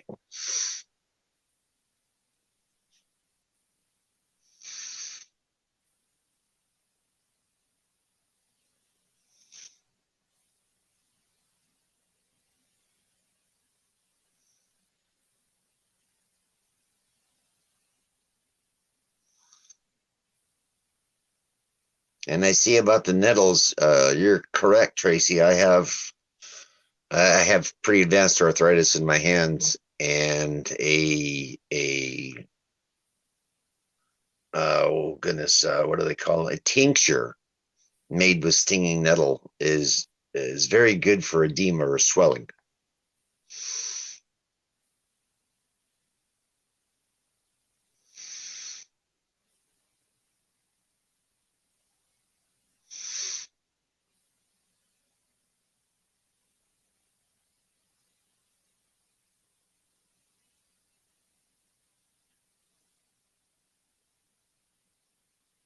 Yes, tinfoil hatter, 311 does rock. I've seen them many times. The best concert I ever saw, I believe, was 311 at Red Rocks in Colorado.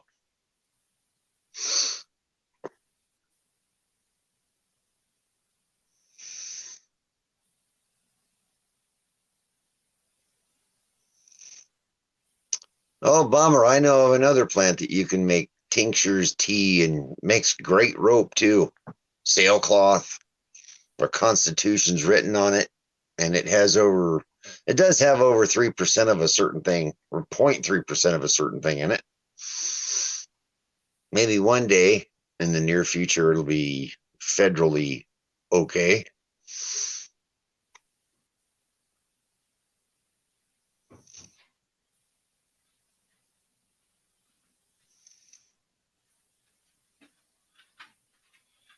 All right. Sorry about that, Ter. You're good, boss. No worries.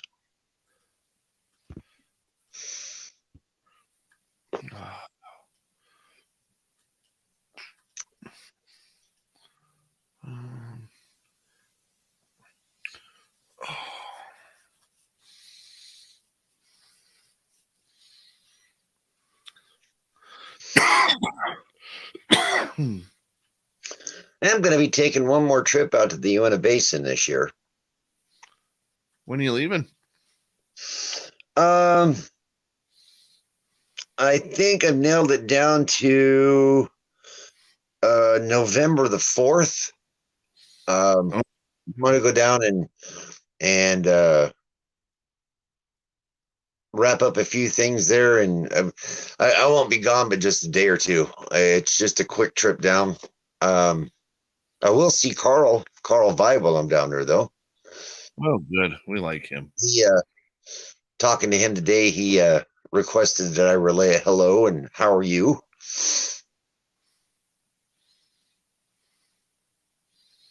Mm-hmm.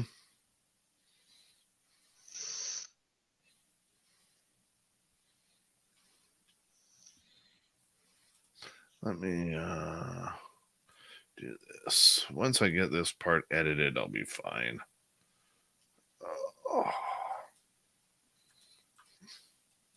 How's everyone in the chat room tonight? That was a good week of shows, man. It was. It really was. You continue to impress me, sir. Well, you can't without the team. Your booking team works really hard. They really do. Yeah, they're pretty strong. Even Dirty Filth.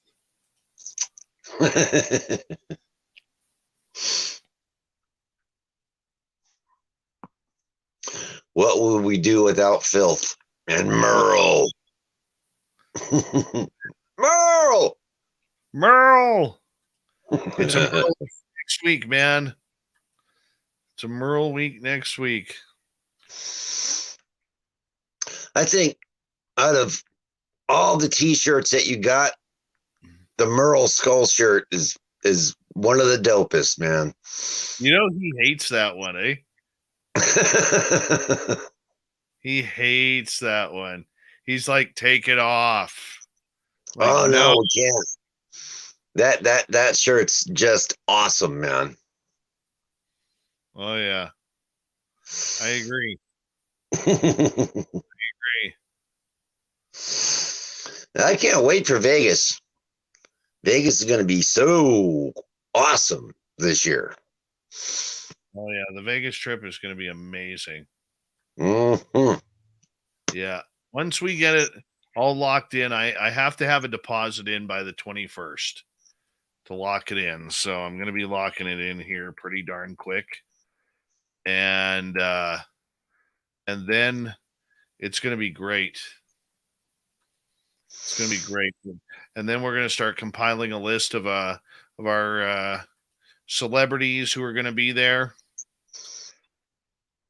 Well, I've already seen several of our celebrities in our chat family that's already booking their rooms, man. Yeah, there's a few. There's a few. Hold on. What's Cooper's question here? What's your thoughts on Bigfoot reaction to October's thinning veil? Coop, you should have seen the sighting we had last Saturday night. 4 of us saw a big one, man, 10 to 12 feet. Dark Dave, honestly, we were talking about peer research earlier, and one of the things that I noticed that at least our team was missing, even though we have one, was a true multiple experiencer, someone who has had multiple experiences. I mean, what happened with you and I, the first trip down in the basin was just mind-blowingly amazing. The 1111 call that you gave me and said, what direction are you facing? You remember that call, Dave? Mm-hmm. I do. Just to fill you guys in on it, Dave's sitting in Canada. I'm sitting in Utah. It's 11:11 at night, and my phone rings. It's Dave. He says, Terry, which way are you facing? And I said, well, right now I'm inside. Which way should I be facing? And he said, well, go look to the north. So I grabbed my camera, run outside, put my camera up, look into the north, and I see a binary pair of what I originally thought were stars.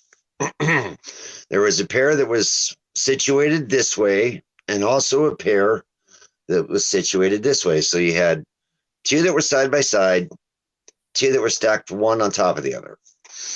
Well, I panned the camera away to the east about 60 degrees and saw a whole bunch more binaries. It was strange. I've never seen anything like that before. And I thought they were binary pairs of stars. Well, I turned back to the original spot that Dave's having me looked at, and now instead of being like this, they're like this, stacked on top of one another. And they looked like they were headed out because the first one in line got dimmer and dimmer and dimmer and faded out. Then the second one, then the third one, and then the fourth one. It was incredible. And yes, I did record every bit of it. We got it on film. That was kind of fun. Dave is the key. And there's more people out there like you, Dave. And that's the thing that we're missing in Congress. It's the thing that we're missing on research trips. You're the missing link.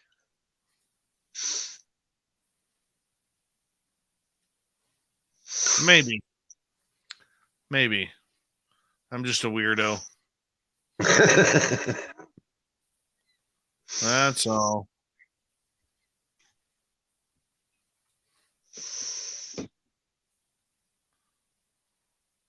I don't just sometimes you're in tune, sometimes you're not. Sometimes you get it, sometimes you don't. Well, according to Joe Monk, you told him to do the same thing. Yeah, Joe there were that's interesting things in his photo as well. That's actually a funny story because with Joe was when he first started listening to the show, he was very highly critical of me. And I had to prove him I had to prove him wrong. And so I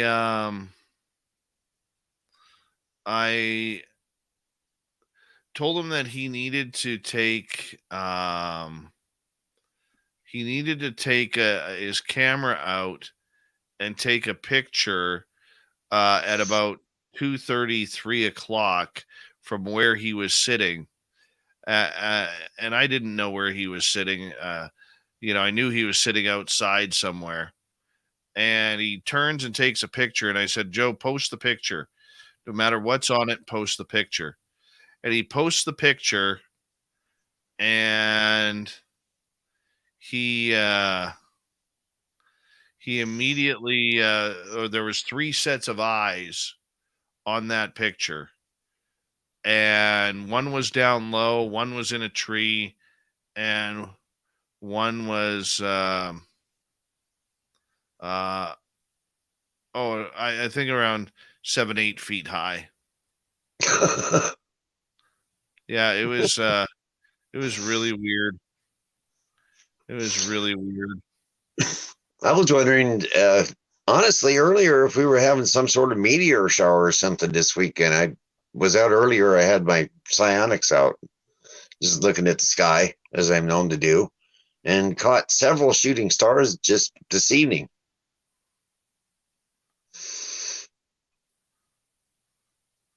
Yeah, I like the shooting stars. We've got it's a little bit overcast, but we've got a pretty good clear sky tonight. So I'll be out back after the show looking up. Oh, yeah. I do that so often that my neck's permanently kind of stuck that way. I don't look down my nose at people. I just look up at the sky so often that my head's stuck.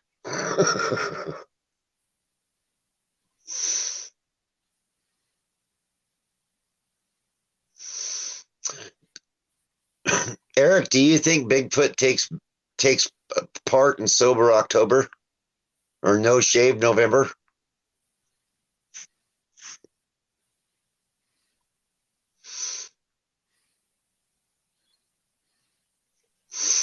One second here.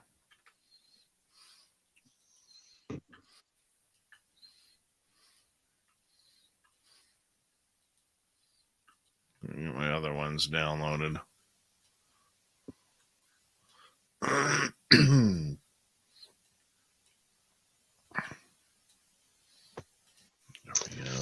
Shelley Montgomery. And if you go to spacedoutradio.com, in the sidebar, there is a place for the community to post pictures.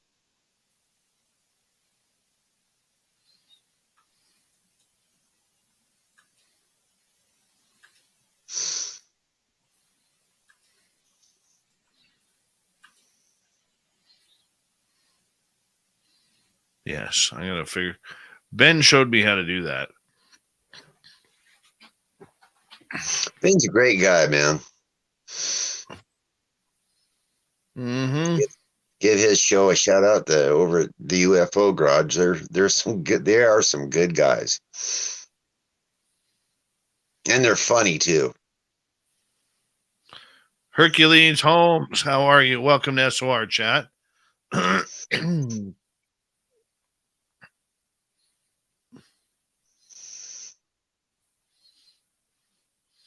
Just out of curiosity, is there many reports of UAPs in Africa? I would assume there is, but due to the numerous countries that have unstable governments there, or unstable governments, pardon me, I don't think that we're going to get a lot of reports out of there.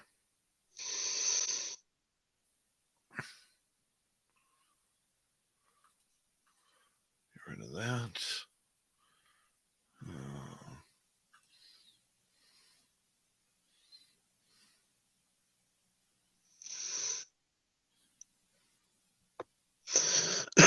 Seems like you research this stuff long enough, and like so many that came before us,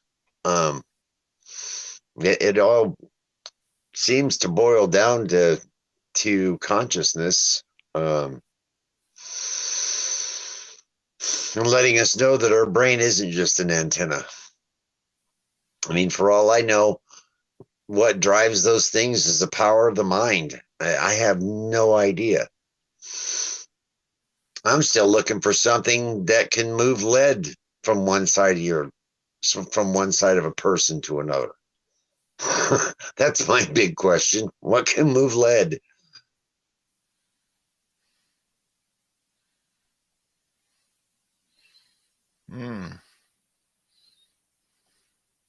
Interesting.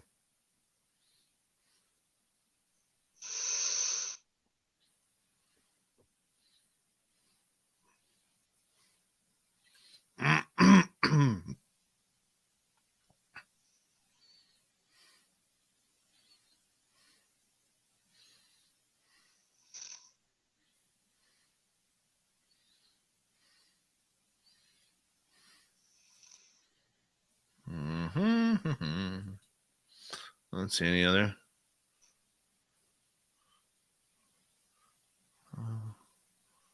Got both of those going. If you see us blurry, that's because of me downloading it to our radio or uploading it to our radio stations.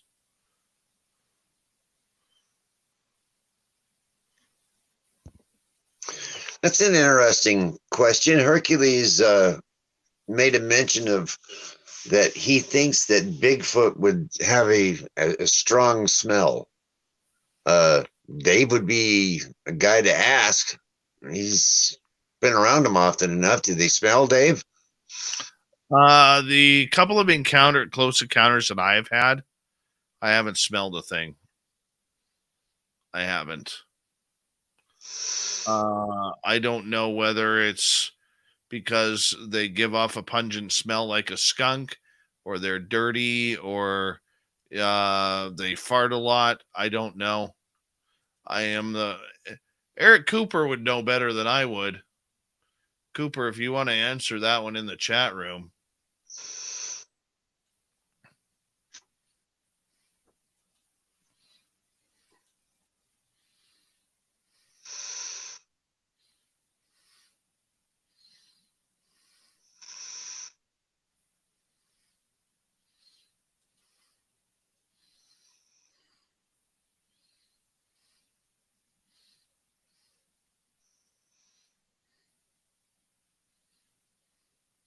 Yeah, I don't know. I mean, a lot of the people that I know really haven't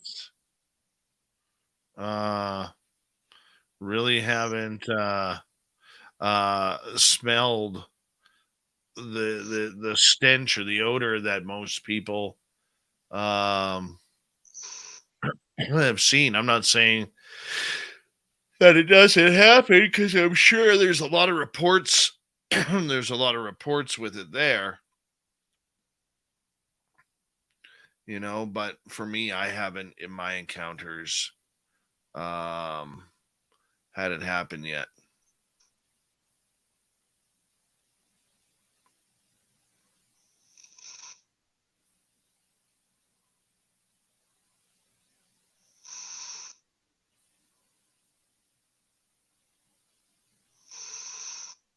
You sleeping there, Terry?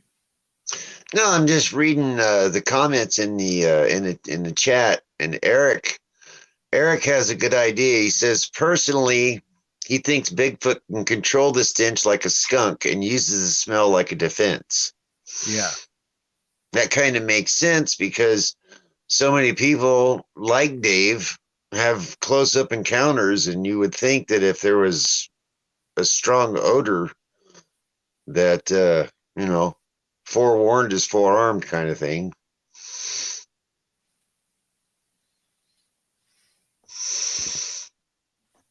I think that makes the most sense, to be honest.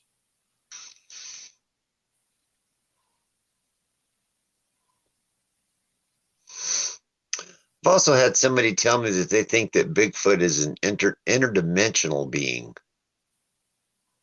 And that's why they're so good at stealth.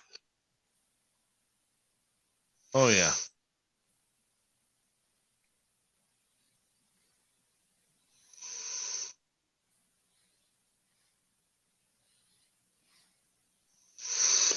I tell you what, boss, give me a holler when you're done at the gym mañana. I will. Be right before I head down to my kids' hockey game. Yeah, boy. All right, buddy. Once again, chat family, thanks for putting up with me. Thanks for having me on tonight, boss. And I hope everyone enjoys the rest of their evening and has a wonderful weekend. Me too. We're going to shut things down here too.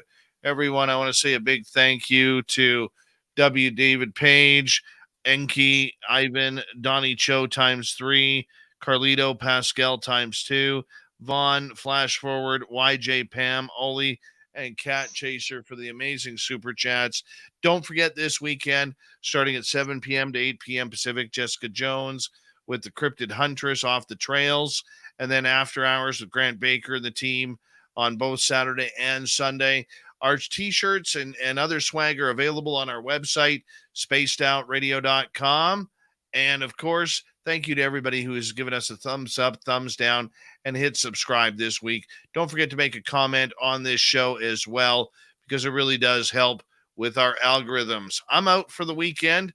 You guys have a great weekend. Thank you so much for the love, everybody. We'll see you on Monday.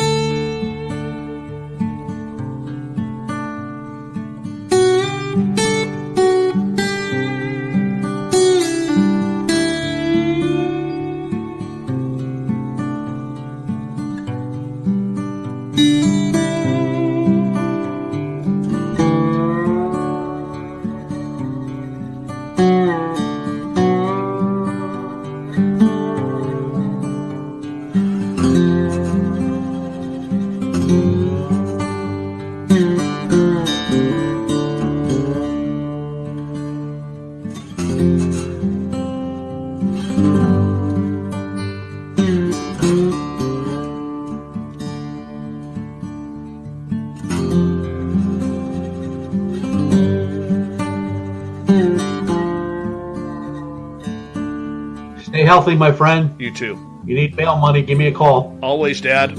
Take care. You too.